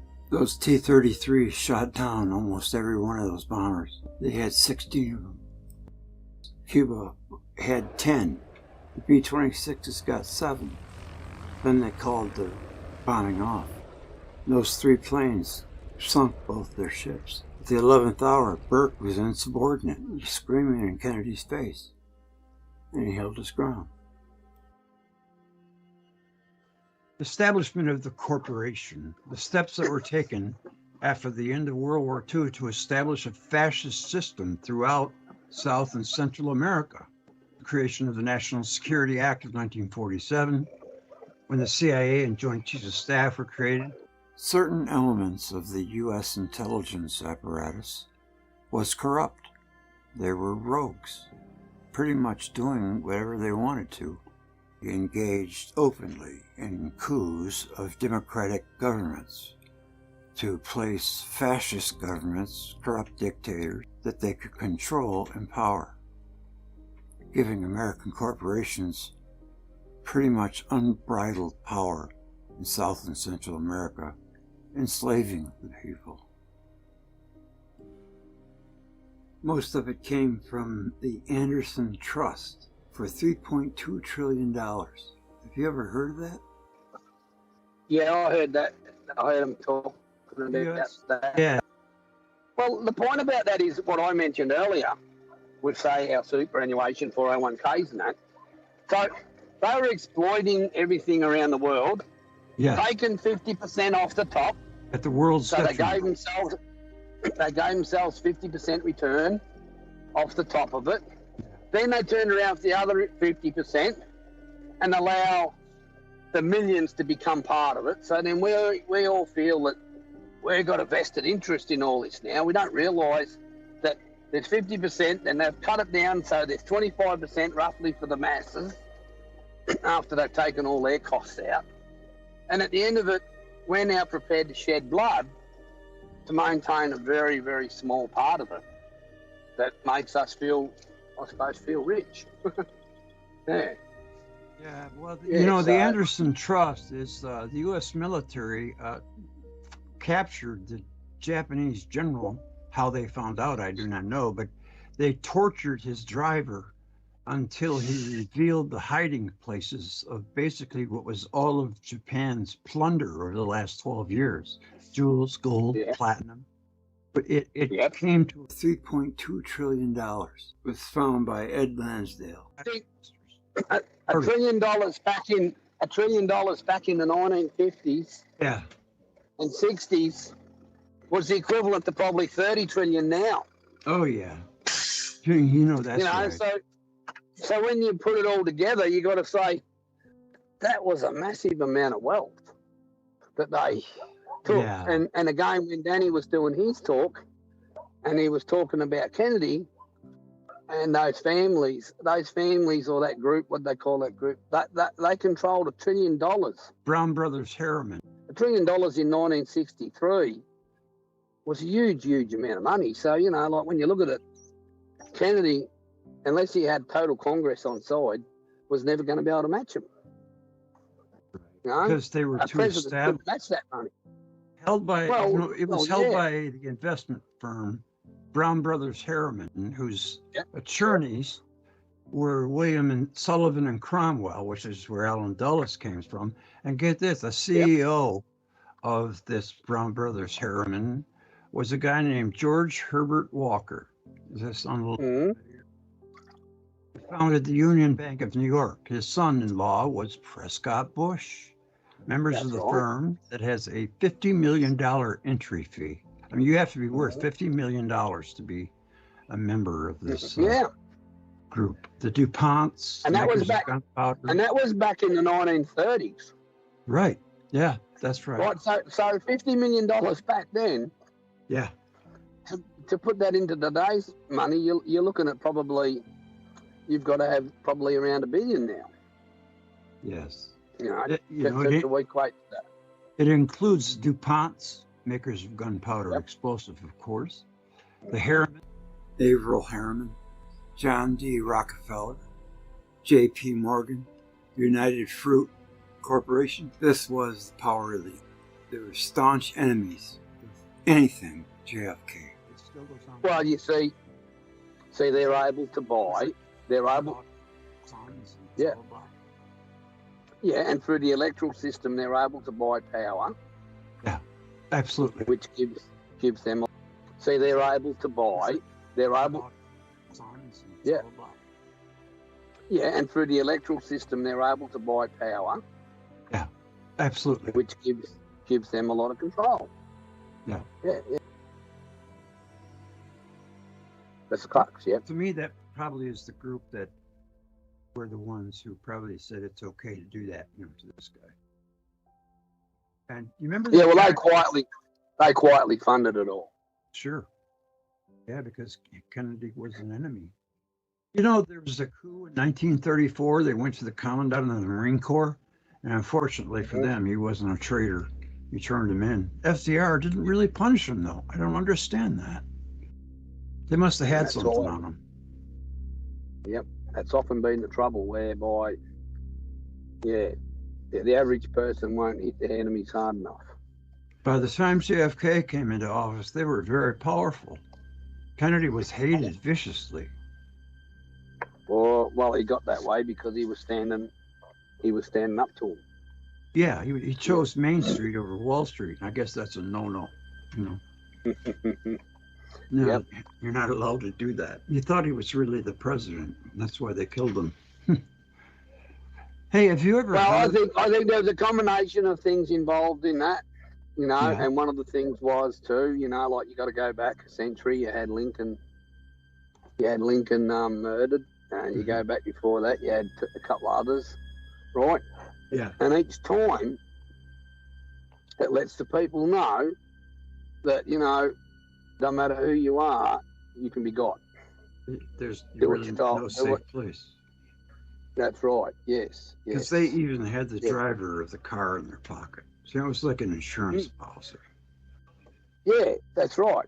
Yeah. So when you look at what they do, yeah, you're right. It's like an insurance policy, and they just let the masses quietly know. And we get trapped into. Like got to take a side and all that, instead of looking at it and going, wow, we don't want to be a part of this. Yeah, I like facts. I'm not a conspiracy theorist. I just like facts. But when it takes 6 million files to explain a man in a building shooting a man in a car, something's wrong. Yes. Yep. Mm-hmm. And then did you ever hear of the weird coincidences between President Kennedy and Lincoln? It's amazing. No. Yeah, I could go through a few of them. I have them written down here. All right, I'll just rattle them off. Both presidents were shot sitting on a Friday before a major holiday while seated beside their wives, neither of whom were injured. Both were in the presence of another couple, and in each case, that man was also wounded by the assassin. Each president in his 30s married a socially prominent 24-year-old girl who spoke French fluently. While in the White House, each president had a family of 3 children, and both of them lost a child through death. Both Lincoln and Kennedy were second children. Both were boat captains. Both were related to a U.S. Senator, Attorney General, Ambassador to Great Britain, and the Mayor of Boston. It just gets freaky, man. Each had been elected to Congress in the year 47 and were vice presidential runner-ups in the year 56. Each was elected president in 60. Before each was elected, his sister died. Both had a friend named Billy Graham and knew an Adlai Stevenson. President Kennedy had a secretary named Mrs. Lincoln, and President Lincoln had a secretary named John Kennedy.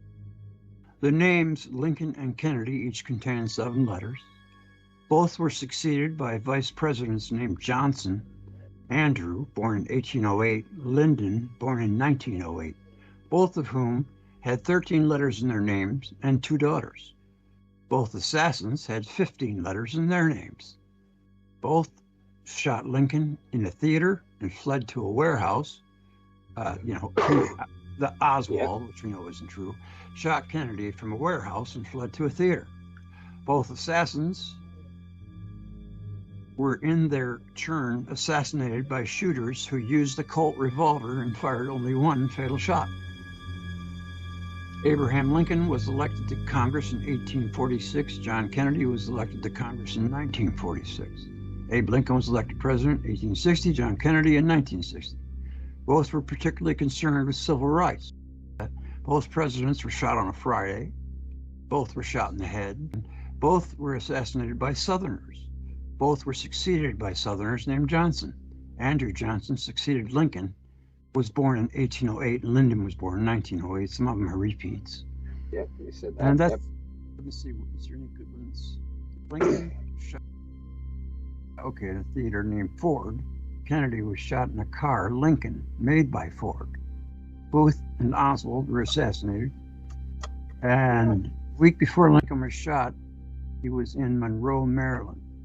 A week before Kennedy was shot, he was with Marilyn Monroe.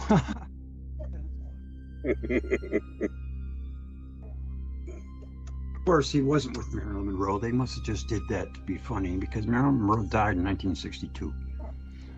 Yeah. Yeah. But, you know, I think that's pretty weird, isn't it?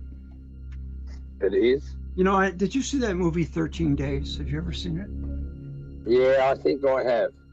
Yeah, well, in that movie, when they're walking out, you know, because what's his name? General Curtis LeMay, he wanted to nuke half the world. And when Kennedy said no, he comes charging out of the White House, you know, the Oval Office saying, them damn Kennedys are going to ruin this country unless something's done. That you could call that the JFK assassination part 1. You know, he learned quick. I mean, they screwed him over. They lied to him. They put him in a position where it almost cost nuclear war. And he stayed to his guns, and he didn't do what they wanted him to do. And they hated him so much for it, it cost him his life. I mean, if you lie to Can I ask you a question then, Greg? What? Go ahead. We're just doing the 60th year of his assassination. Yeah. In the US, is there much being said about it, or is it being kept very subdued, very quiet in the current political climate? To me, it seems unduly quiet. The air out of the room by that ridiculous book of some Secret Service agent that allegedly found a bullet. 10 years ago, they did the same exact thing. Sam Kinney, I think his name is. So how many bullets are they going to find? And they sucked all the air out of the room. And they got this video out now. It's One Day in America, where they talk about, you know, these guys are in their 90s. And they're talking about Oswald, the 6th floor. It's just ridiculous. But the people that want to go deep on it, if they really want to, they can find it. Yes, that's what I've felt. Yeah. You know, the Democrats have shut down any discussion on it. Yeah, because Bob's running. And they seem to be shutting down as much discussion on it, as many things as they can. Yeah. Right? Mm-hmm. And it seems that, yeah, if you weren't aware, you'd think nothing's happening. Yeah. You know, and yet you've got all these things going on around the world, right, where literally millions of people, young people especially, are being traumatized by the war system, which then makes them, as they grow older, traumatized people. Mm-hmm. And of course they will be very hard to ever, you know, like have a normal existence, because they'll be wanting some sort of retribution for what's gone on to them. Yeah, and the sad part is they really don't know that that's not just normal. I mean, that, you know, the people have been bamboozled.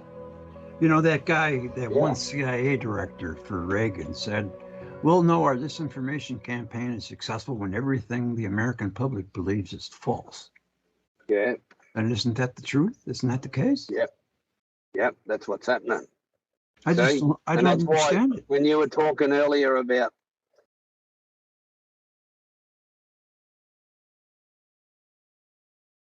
trust and integrity.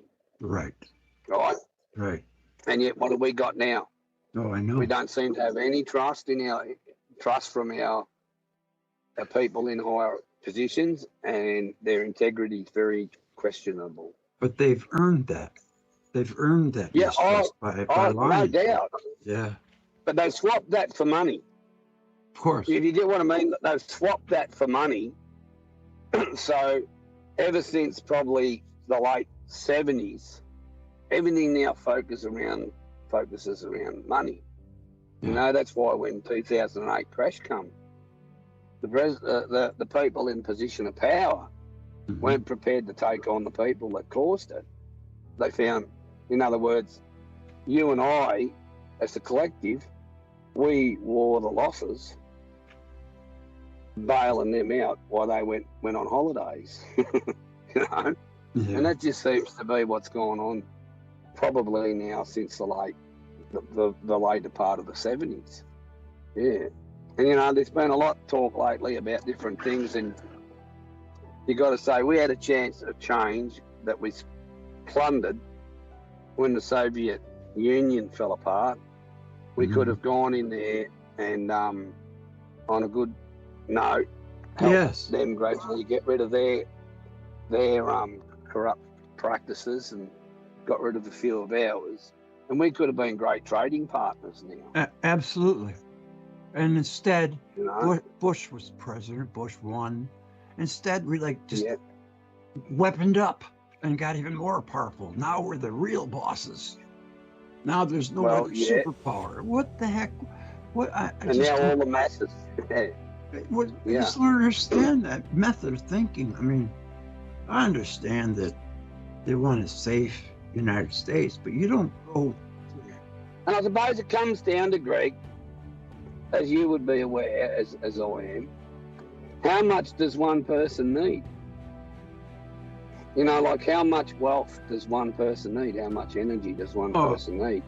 And you've got these groups now that have hugely disproportionate amounts of wealth compared to a lot of others. And I'm not saying they can't have it, but what I'm saying is, what's the ultimate, what's the end game, you know? Right. Yeah, what's the end game in this, you know? At what point do you go, well, I've got sufficient, I'm just going to go off and, say, fish in the Bermudas or something. Yeah. You know, the JCS had a full court press on President Kennedy for war anywhere. You know, they pressed him on Cuba, I mean, from day one. And then there was Laos and Vietnam. Vietnam was just... And, you know, there's one thing that no one mentions in this. So apparently, around the time of JFK getting back in and all through that, the Ku Klux Klan reorganized itself and was really growing big and all that. And of course, after his death, they were starting to push their weight around, and apparently Johnson basically shut it down, let them know that wasn't going to be the go. So you've got within your own, you know, you've got that KK, and you'd probably find a lot of the people organising a lot of that were connected with those names you've already said, you know? Yeah, you know, I kind of feel like LBJ kind of like cloaked himself or clothed himself with the martyred president, you know, and actually, I've got things done. The civil rights was passed, Medicare, everything that was being held up on the Kennedy administration was passed. And Johnson looked like a hero. Yeah. Yes. Yeah, it was able to be passed after it because so many people were so shocked by it. Kennedy even predicted Islamic radicalism as early as 1957. Yep. If we didn't have a balanced policy in the Middle East. He called the Vietnam War before it even really got going. We were there after 45 on Ho Chi Minh's side. But then they turned when France tried to reoccupy Vietnam. They were beaten by the Viet Cong and the NVA. They created the 38th parallel and tried to establish a government for South Vietnam, but it didn't work. And Kennedy called that 10 years before it happened, that we could not defeat an enemy which is everywhere and at the same time nowhere. An enemy of the people with the support of the people. He had a great mind. Yep. I know I remember this one thing. I can't remember which book I read it in. Might have been Jim Douglas's book, JFK and the Unspeakable. In 1961, President Kennedy was briefed on PSYOP 62, a nuclear first strike in all countries that they considered red. JFK walked out of the meeting in the middle of it, telling his Secretary of State, Dean Rusk, and we call ourselves the human race. Yeah. That pretty much There's going to be, now, Pine Gap out here. So in the last couple of days, it's come out where Pine Gap out here is being used to direct the attacks and that on Gaza, used to direct missiles and where stuff's coming from and all that, right? Really? So, of course, yep. So Pine Gap gives you the ability to cover. That's why it's so important, because Pine Gap gives the US government what no other government's got, is it gives them the ability from the backside of the world, so to speak, to watch the top half of the world. To reach out. No one else has got that, right? And that's starting to come out now. So I dare say there'll be protests and that over that soon. Will start out here, because there's a lot of protests and that happening with what's going on over there now. So looks like Pine Gap will be back on the radar. The last time I heard about Pine Gap, it related to UFOs.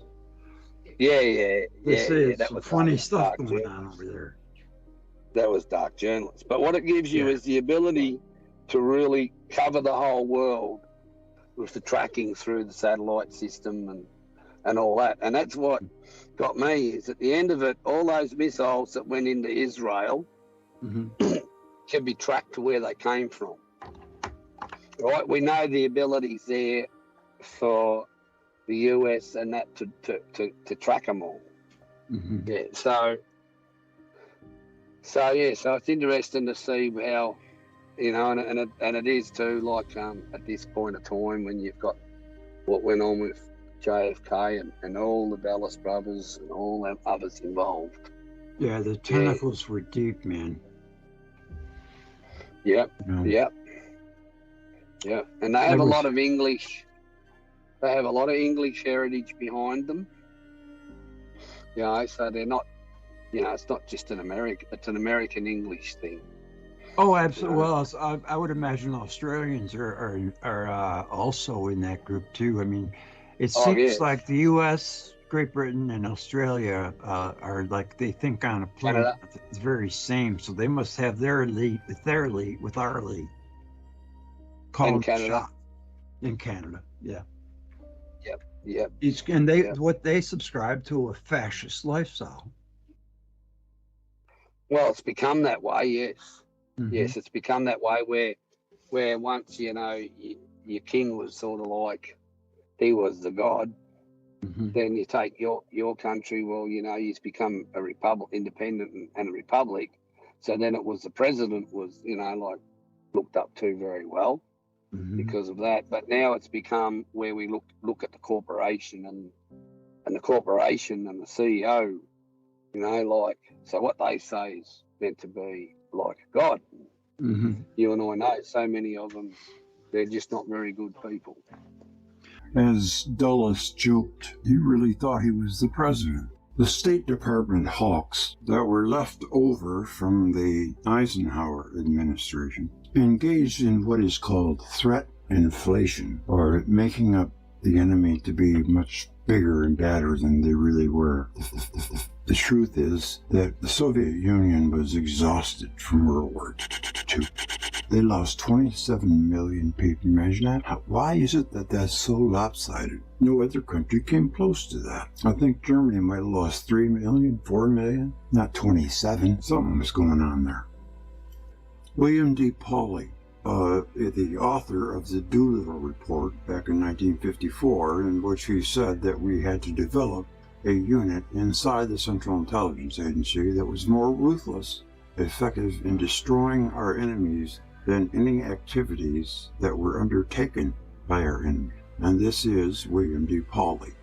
After the order was issued to stand down from Robert Kennedy, the S-Force, and to stop any attempt to assassinate Castro, he organized a group of some people, several of whom were members of S-Force. S-Force was an assassination group formed through Howard Hughes under the urging of Richard Nixon, the one-time vice president for 8 years under President Eisenhower. And the result was the creation of S-Force. Under the ruse of trying to assemble a group of people to go into Cuba to bring out 2 high-level Russian military officers who would be able to tell the world that Khrushchev had lied and that he was not, in fact, disassembling the nuclear weapons. Going forward and assembling the nuclear weapon, William D. Pauly made up this entire fiction of what it is they were doing under the cover, the fiction of going in and bringing out a unit of people. The code name of this operation was Operation Tilt. On June 18th, they were there. There were a series of meetings on the 16th of June. Richard Billings was at the time the Miami bureau chief for Life magazine, and because Henry Luce, who was the editor of Life magazine, because he was so entangled in the efforts to overthrow Castro, Henry Luce, the owner of Life magazine, on 8 separate occasions had the likes on the cover of his Life and Time. He put on the covers of those magazines Hitler or Franco or Mussolini, praising fascism in Europe, and that he's the guy, in 1941, early 41, he had issued the editorial in Time magazine called for the American century, in which he had explicitly called upon the American people to support him in opposing the United States going to war against Germany. Allen Dulles was quoted as saying, "We're fighting the wrong enemy." William D. Pauly and the others were going to be going in his yacht called the Flying Tiger. He was the guy financing a thing called the Flying Tigers, in which he and Henry Luce and his wife, Claire Booth Luce, were actually financing the flying of weapons over to the Kuomintang in China. And that was all being paid for by the income from heroin traffic that was being brought out of the Southeastern Asian Golden Triangle into Havana under Batista. And what we're seeing happening in the summer and spring and summer of 1963, following the resolution of the Cuban Missile Crisis with Kennedy, having made his turn after that night of the metanoia experience that he had when they looked into the abyss, him and Khrushchev were both repulsed by it. And he was undertaking this series of ascending steps to disassemble the nuclear weapons, to bring about détente with the Soviet Union, to basically undo it, taken 100 years for these robber barons to move into place of bringing the United States into a position of being a hegemonic force in the world, developing a military that was superior to everyone else in the world, to be able to project U.S. military power into the world at any time, and all of these major naval bases and military bases to basically be able to secure privileged access to these strategic raw materials that the major corporate owners wanted to have access to. They referred to it as markets.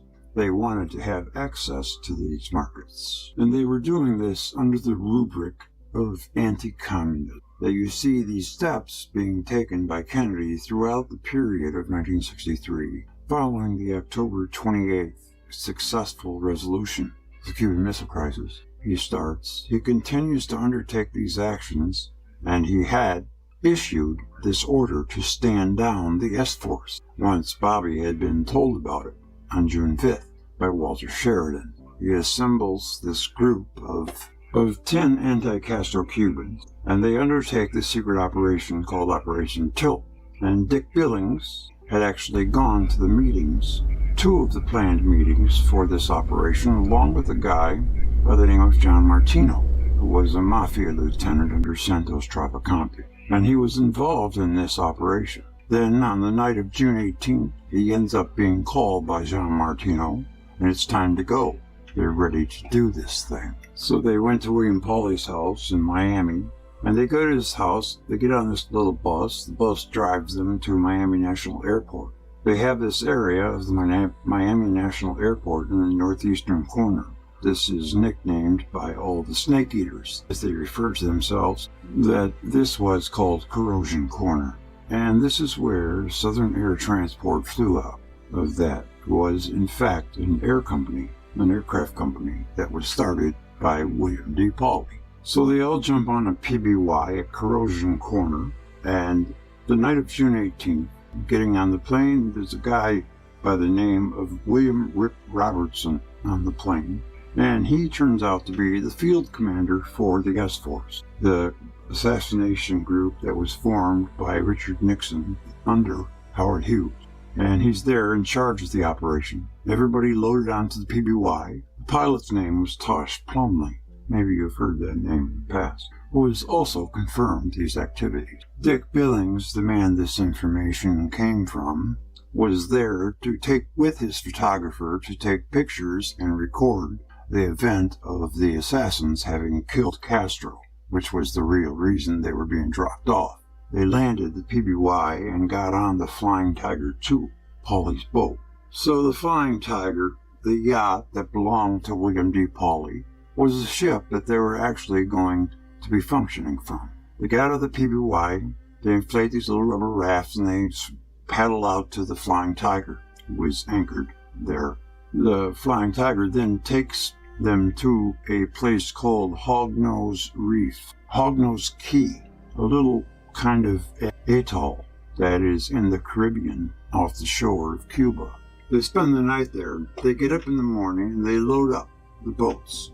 Then they go offshore again and they put the Cuban guys into this cigarette boat with 2 engines. It's a great big boat with 2 motors on it, and they were loaded with long-distance, high-powered rifles. They set out to go into the island of Cuba, and then they all get there on the ship still. They go back on the Flying Tiger II to Hognose Key and re-anchor, waiting for the guys to get back. On the bow of the Flying Tiger is mounted a .50 caliber machine gun, believe it or not, owned by William Pauly and John Martino and Rip Robertson and Dick Billings and Ruby Enders, a number of others. These other folks start getting drunk, and John Martino and they start throwing, they're fishing off the side of the boat, and this is the part that's interesting. John Martino, he starts becoming livid the drunker they get about Kennedy, what a dirty bastard he is, and how he's betrayed them. He's jumping up and down about this. And here's Dick Billings standing there with Rip Robertson. You know, with Martino jumping up and down with William D. Pauly standing there. He's calling Kennedy no good traitor, son of a bitch, blah, blah, blah. He's jumping up and down, and William Pauly turns to him and says, "Don't worry, John. We're going to kill that motherfucker." And this is William D. Pauly, a CIA operative, amongst many other things. The guy was a maniac. You really need to learn about William D. Pauly and Theodore Shackley, a couple of crazy loose cannons. I mean, that was pretty coincidental that he said this in June, and then in November, Kennedy gets killed. So it's something that was in the planning, probably at the end of the missile crisis. Kennedy saved the world from nuclear war, but it cost him his life. All of his numbers for Vietnam were jacked up by everyone betraying him. General Maxwell Taylor, a man who clipped himself to Kennedy, and brown-nosed to him, and Kennedy brought in and reactivated him, was a Trojan horse, basically, according to Major John Newman, and he betrayed Kennedy every chance he got, doing his best to implement his Plan 34A over Kennedy's desire to get out of Vietnam with NSM 263. Way back in 1913, President Woodrow Wilson said in his book, The New Freedom, He said, "An invisible empire has been set up in our nation, above the forms of democracy, a power so organized, so watchful, so interlocked, so complete, and so pervasive that some of the biggest men in the United States, in the fields of commerce, manufacture, and government, know they had better not speak above their breath when they speak of it." In 1936, FDR said, "We must struggle against these enemies of peace, these owners of business and financial monopolies, the financial speculators and the men in charge of reckless banking practices and war profiteering. These forces have come to consider our American government to be a mere appendage of their private business affairs, where our government is being run by the interest of organized wealth. It is as dangerous as if our government were being run by an organized mob. Never before in all our history have these forces been so united as they are today. This concentration of corporate power and private wealth is seriously impairing the effect and effectiveness of our American economic system to provide adequate employment opportunities to our people or adequate capital to smaller business. In short, this concentration of power is paring our economy from being able to assure an adequate distribution of income and earnings above the people of our nation." It goes on to say these privileged princes of our new corporate economic dynasty, thirsting for power and private profit, as they do, would reach out to seek control over the government itself. They have indeed done this, and have created a new despotism, which they have wrapped in the robes of legal sanction into their service. These modern mercenaries have sought to draft our people, our labor, and our property. We now face a financial and industrial dictatorship in which the political quality that we once believed we had, finally believed we achieved. We now face a financial and industrial dictatorship in which the political quality that we once believed we had finally won has now become meaningless in the face of this new degree of economic inequality. A very small group of extremely wealthy and political men has now successfully concentrated into their own hands almost complete control over other people's property, other people's money, other people's labor, and other people's lives. Therefore, our lives are no longer truly free. When it comes to the Kennedy assassination, the other side always comes out every 10-year anniversary with new evidence. Now they've got Secret Service agent of 88 years old, Winston, or Lawson, claiming he found a bullet. 10 years ago, the driver of the follow-up car, whose name was Sam, said the same exact story. So they just put that stuff out there for the surface skimmers. In order to get the truth for this, you need to dive deep. You need to start looking at the facts. There's no theory about it. With 6 million files or more, which would seem to be excessive for a man in a building that shoots a man in a car, it's clear that you haven't gone through it if you think Oswald is the assassin. It's not with any kind of attitude. It's just how I feel. If one just puts in the littlest amount of investigating with an open mind, it will be pretty easy to see that he was shot from the front. End of story. But they still parade this Oswald dream, whatever, nightmare, whatever you want to call it, out to the public every year, and all the press falls right in line. What, was it Hitler? Who, if you repeat a lie enough times, people will believe it. When President Kennedy was the president at that time, in 1962-3, the press did its job. It was nosy. It wanted to find things out. Just watch the movie 13 Days. That was how it was. Because it was their job to keep people in line by bringing out the line, putting their criminalness, their criminal minds in the public eye. But once you investigate it, it's so weak. It doesn't matter what thread you pull, it's screwed up in one way or another. And I think it was meant to be that way. It's almost like they're saying, you know, we want you to know who we are, but we don't. You know? Because they got away with it. And who knows, I don't think, you know, it's been so many years, but I don't know, the longer I live, the less free speech I see. You know? And then you get branded. What the heck is with that? You know, they attack the person because they can't attack them. They can't fight back with facts because they don't have any. And who would trust someone who they know lied to them for 60 years?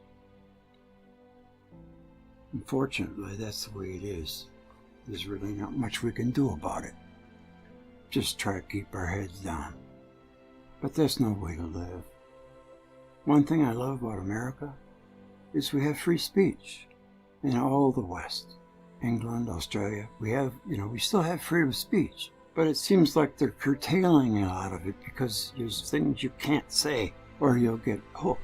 That sounds to me like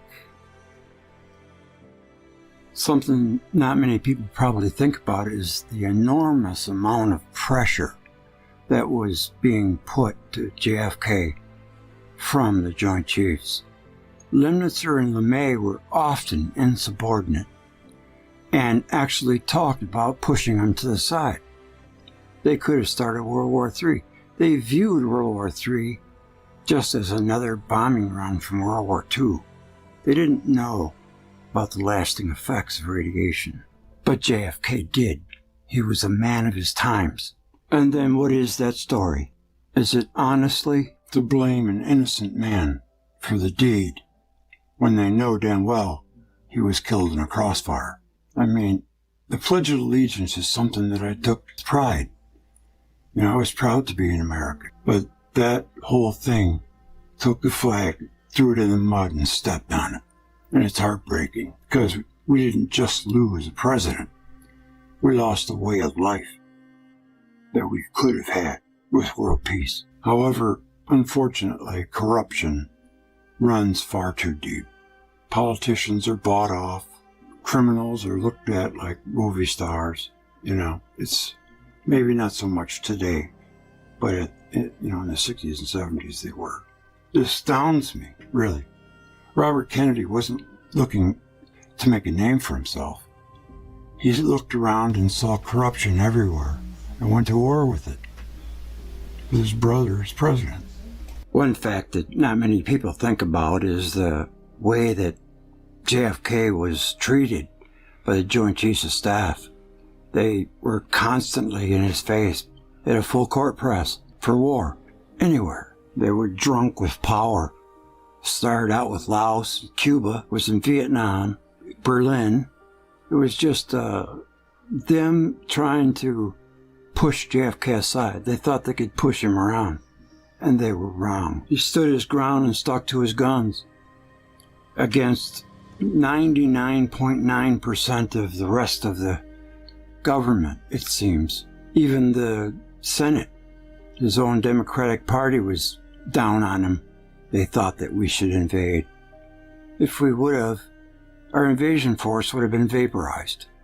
And then you can pretty much guess what happens from there. JFK avoided that. We got to live, still to this day. We're still trying to find a way. And if good people overcome corruption, it will someday. I hope so. They thought he was showing weakness, and I guess he thought that was hilarious. Why should America ever have a feeling of weakness? It's ridiculous.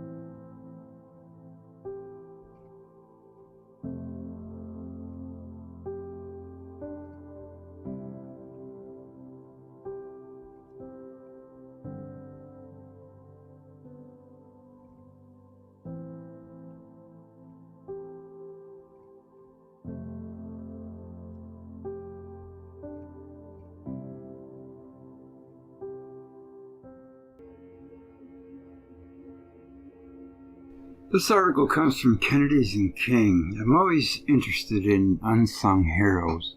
It is a human interest story for sure.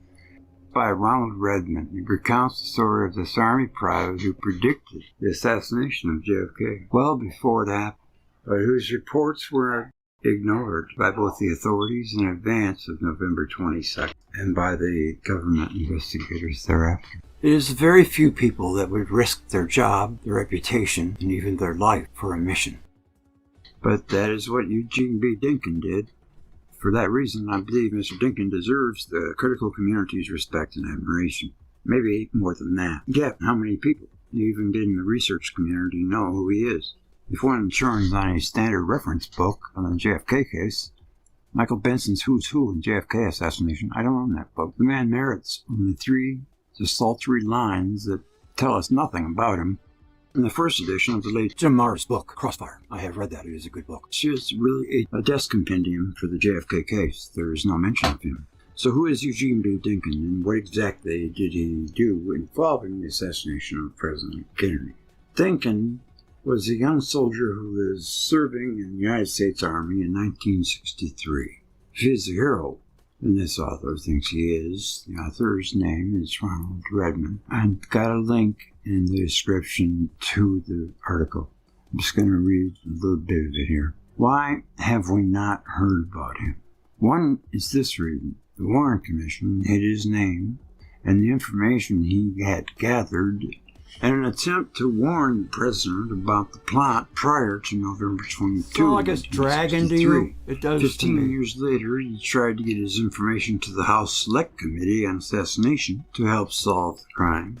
But they also hid his information. Private First Class Dinkin, when in the early 90s I saw a file that referenced an Army man who had information about the murder of the president.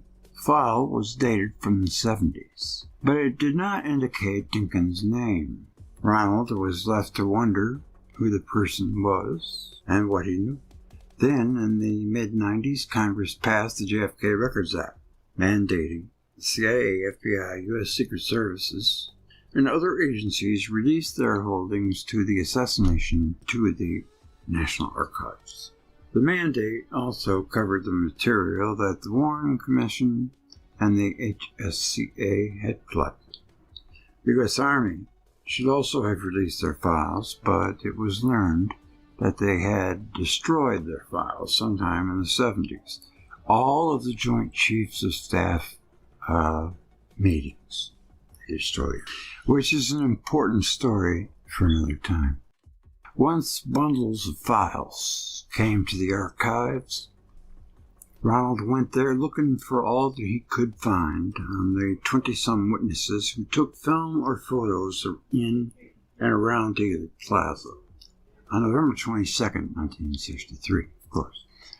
That's why I think that Zapruder had to be in on it, because he was known to have done intelligence work.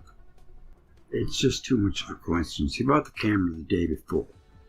But anyways, that's another story. And everyone else got theirs confiscated, except him. That is a topic for another interesting story. In the back of my mind, the Army soldier file worked. So with the kind of existence of a personnel at the archives, we came up with Dinkin's name and a trove of documents about his story. Regular Army Private First Class Dinkin was serving in Metz, France, the 599th Ordnance Group. He had held a secret security clearance for his job in the crypto section of his unit. Prior to enlisting, he had attended the University of Chicago.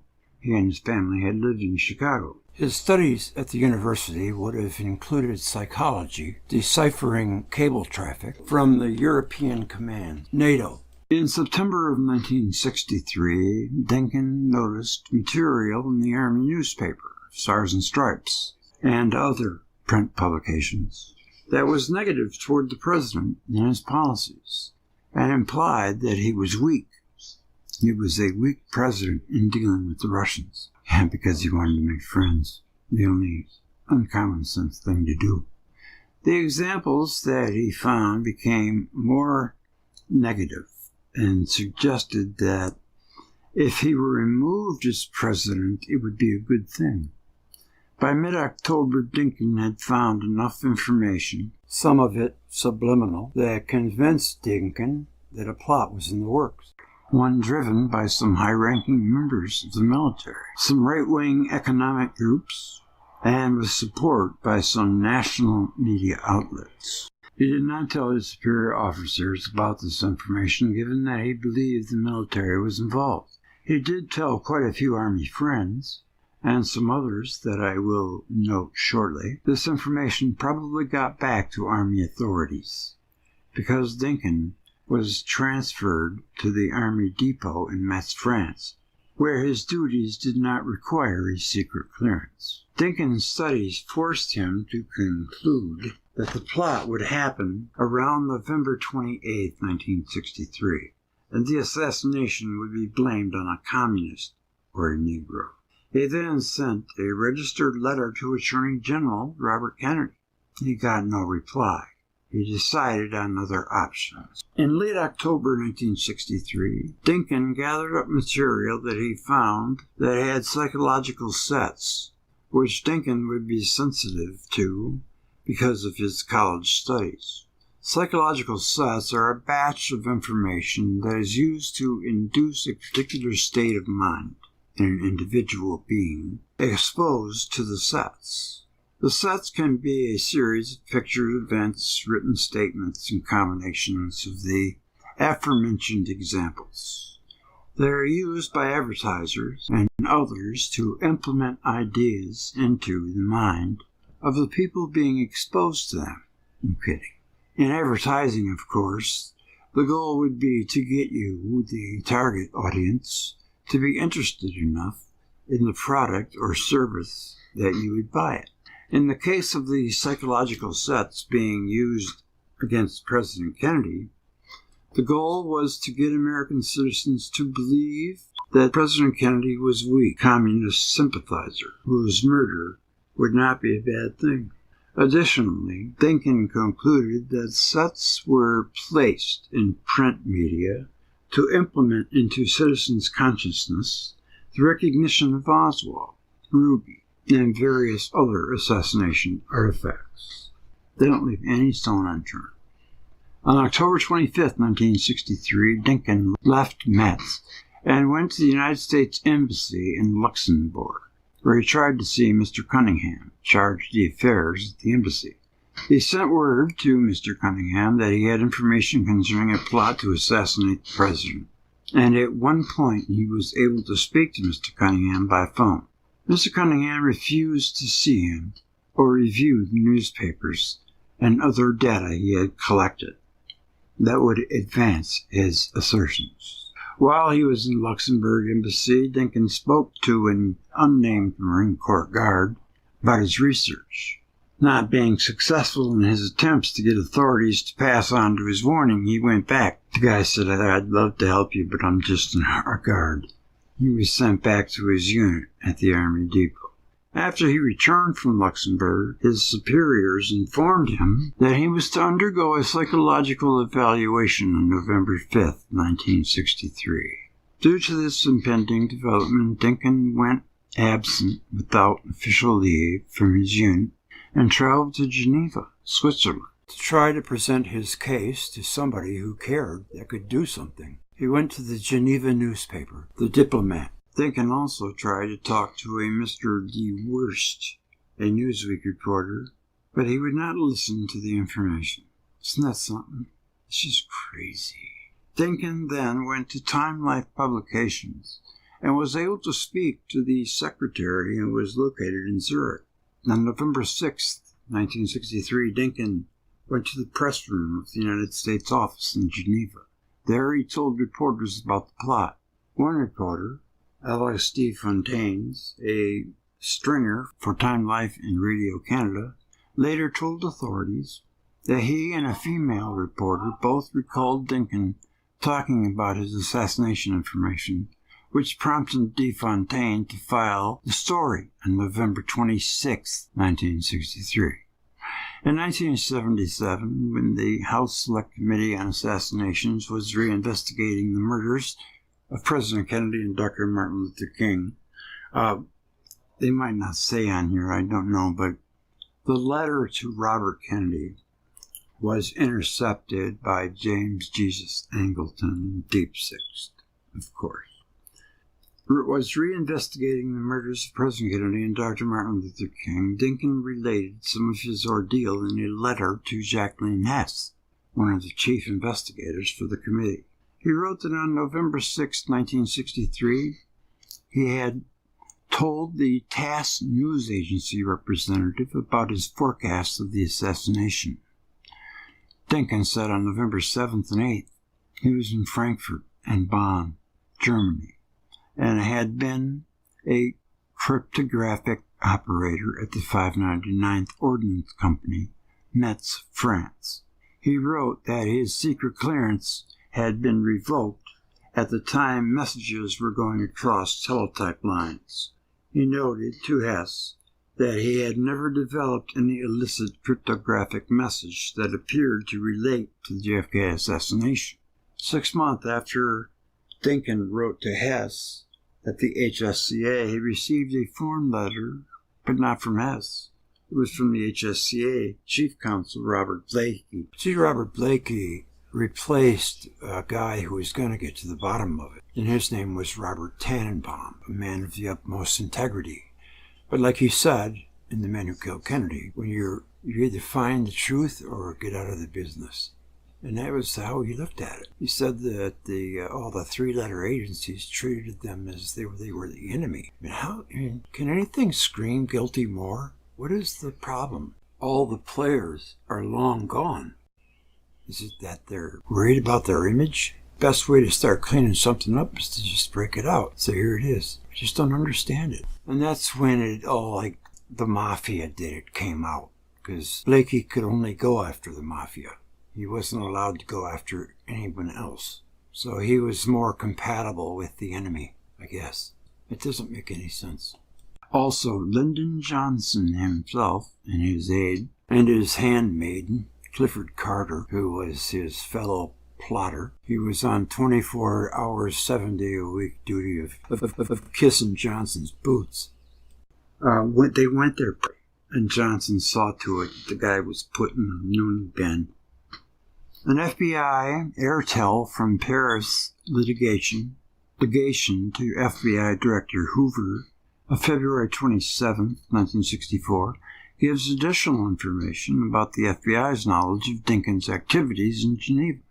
Early November 1963, the Airtel noted that on November 8, 1963, over 2 weeks before Kennedy's assassination, a Bern Airtel contained references to Dinkin's activities and stated that since his statements and actions apparently received considerable publicity, his case might have already come to the Bureau's attention.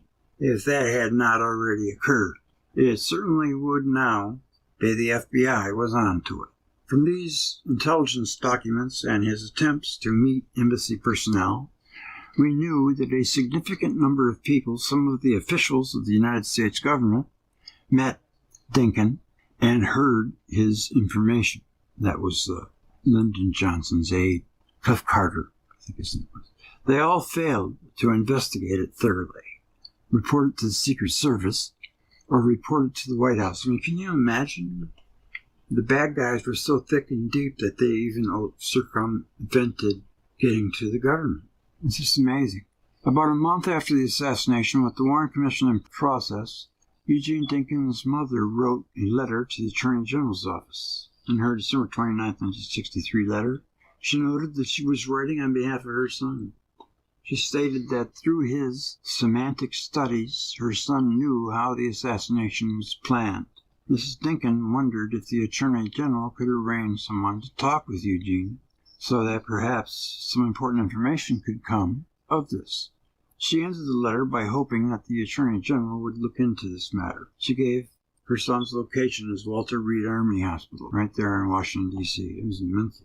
Mrs. Dinkin's letter was answered by Assistant Attorney General Herbert J. Miller, Jr., which was unfortunate because, as writers like James D'Eugenio have shown, Miller was an important part of the cover-up. See The Assassins, edited by James D'Eugenio and Lisa Peace, page 35 to 40. He replied in keeping with that Pope. In this one-paragraph answer, Miller lied to Mrs. Dinkin 3 times. He said the matter was entirely in the jurisdiction of the Department of the Army. This is not true. The FBI had been given authority on November 29, 1963, by an executive order of the White House to investigate all matters pertaining to the murder of the president. Of course, because Hoover and Johnson, they borrowed each other's lawnmower, as E. Fletcher Prouty would say. Is the investigative arm of the Justice Department. Miller's second false statement was that his. Miller's department had no authority to take action. Obviously wrong, since the Justice Department houses the FBI. His third lie was that the Attorney General had only asked him to acknowledge Miss Dinkin's letter. Early after the assassination, Attorney General Robert Kennedy came to CIA Director John McCone and asked him if the agency was involved. Yeah, he said, who conducted this horror? Were you involved? Some of your men? McCone was a fellow Catholic. Of course, he could have recognized Oswald's name, too, because he knew it was an operative. In any way, the agency was involved in Wayne's brother's death. From that indication, Robert Kennedy would have been very interested in hearing what PFC Dinkin knew about the murder. He sent him a letter, but didn't make it to him. Got cut off. Agency cables of November 12th and 18th, CIA Director McCone should have made him interested in getting more knowledge about Dinkin, or, at the minimum, altering the Secret Service about Dinkin's information. And I just thought you might be interested in knowing that. Let me just scan this real quick. The FBI interviewed Dinkin in Chicago on April 1st, 1964. He told them that he had been discharged from the Army. Yeah, in the crucial time he was in a mental house, Army Reed, until after the assassination. He then related the details of his pre-knowledge of the assassination. Told the agents that he first became aware of the plot to assassinate President Kennedy in September 1963. At that point, Dinkin felt he did not have enough facts to support his view. But by October, he believed he had enough information to substantiate his theory. October 16, 1963, he wrote a letter to Attorney General Robert Kennedy setting forth this information and signed the letter with his own name. He got a friend to send the registered letter because Eugene thought the letter might be intercepted if he showed his own name and address on the envelope. In the letter, he requested that he be interviewed by a representative from the Justice Department. He got no response, but since he knew that Assistant Attorney General Herbert Miller answered Mrs. J. Dinkin's letter to Attorney General Bobby Kennedy, it is likely that Miller intercepted this letter. But I've learned from other sources that it was angled. Because remember in the 70s, they had that little thing with the CIA reading Americans' mail. What's going on? Where we found out they had a heart attack gun and all kinds of warm and fuzzy things like that, like James Bond's accessories. I just want to make sure I'm not bypassed. It's quite long. I read the whole article. I got a link to it, and it goes on for quite a lot longer. In the July 2nd, 1963 edition of Look magazine, has a caption in the upper right-hand corner of the cover page that reads, "Why Kennedy's in Trouble." The caption was written in red, the color of blood. The main part of the Look cover is of Pope John kneeling in prayer. The caption and the Pope taken together could suggest the Pope praying at a funeral mass. The title of the story inside, "Why There is Trouble on the New Frontier," has the words "New Frontier" also in blood red. The story itself was critical of many of the president's decisions on a variety of issues. JFK, when first elected, was likened to a new Adam. Well, yeah, we had, Grandpa with Eisenhower. Harry Truman was just a stone idiot who just said yes to every advisor. That got us the first 1947 Security Act.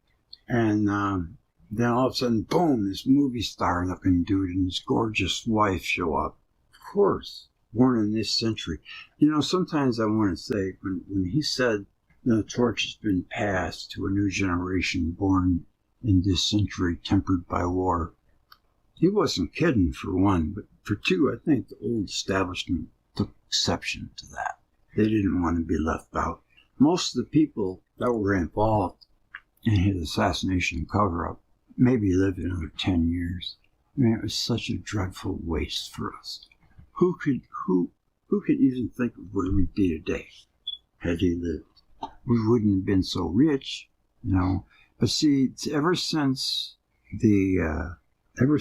Rothschild created the London Stock Exchange and then came over here and he did it with the other Rockefeller and started Wall Street. As long as there's Wall Street, it'll always come before Main Street. That's what made John Kennedy special. He was for Main Street. But unfortunately, when guys are like that, they take on powerful enemies. And we have to figure a way to neuter their power. Because we're killing ourselves to live. And we know it. That's all I'll say. Eugene Dinkin. It was, I think Dick Russell was, material and publications as part of a cover story that Dinkin came up with. No account. He learned about the plot. The idea surfaced before Jim Garrison investigation.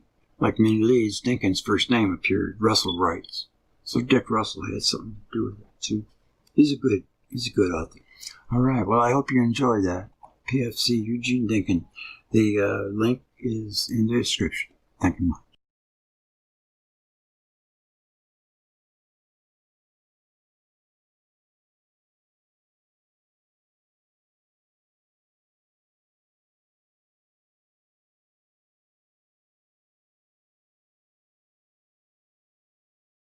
Yes, and that will conclude the JFK section of the evening. We're going to move on to Purple Dawn.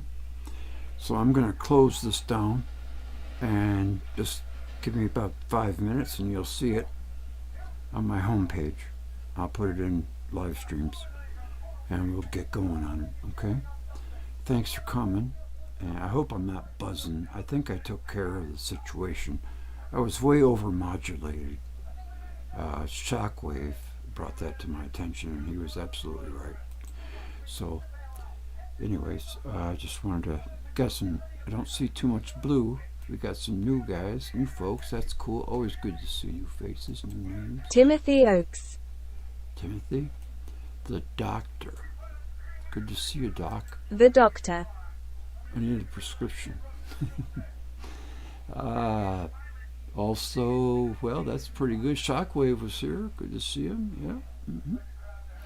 Yeah. And Renegade. And Vortex 42.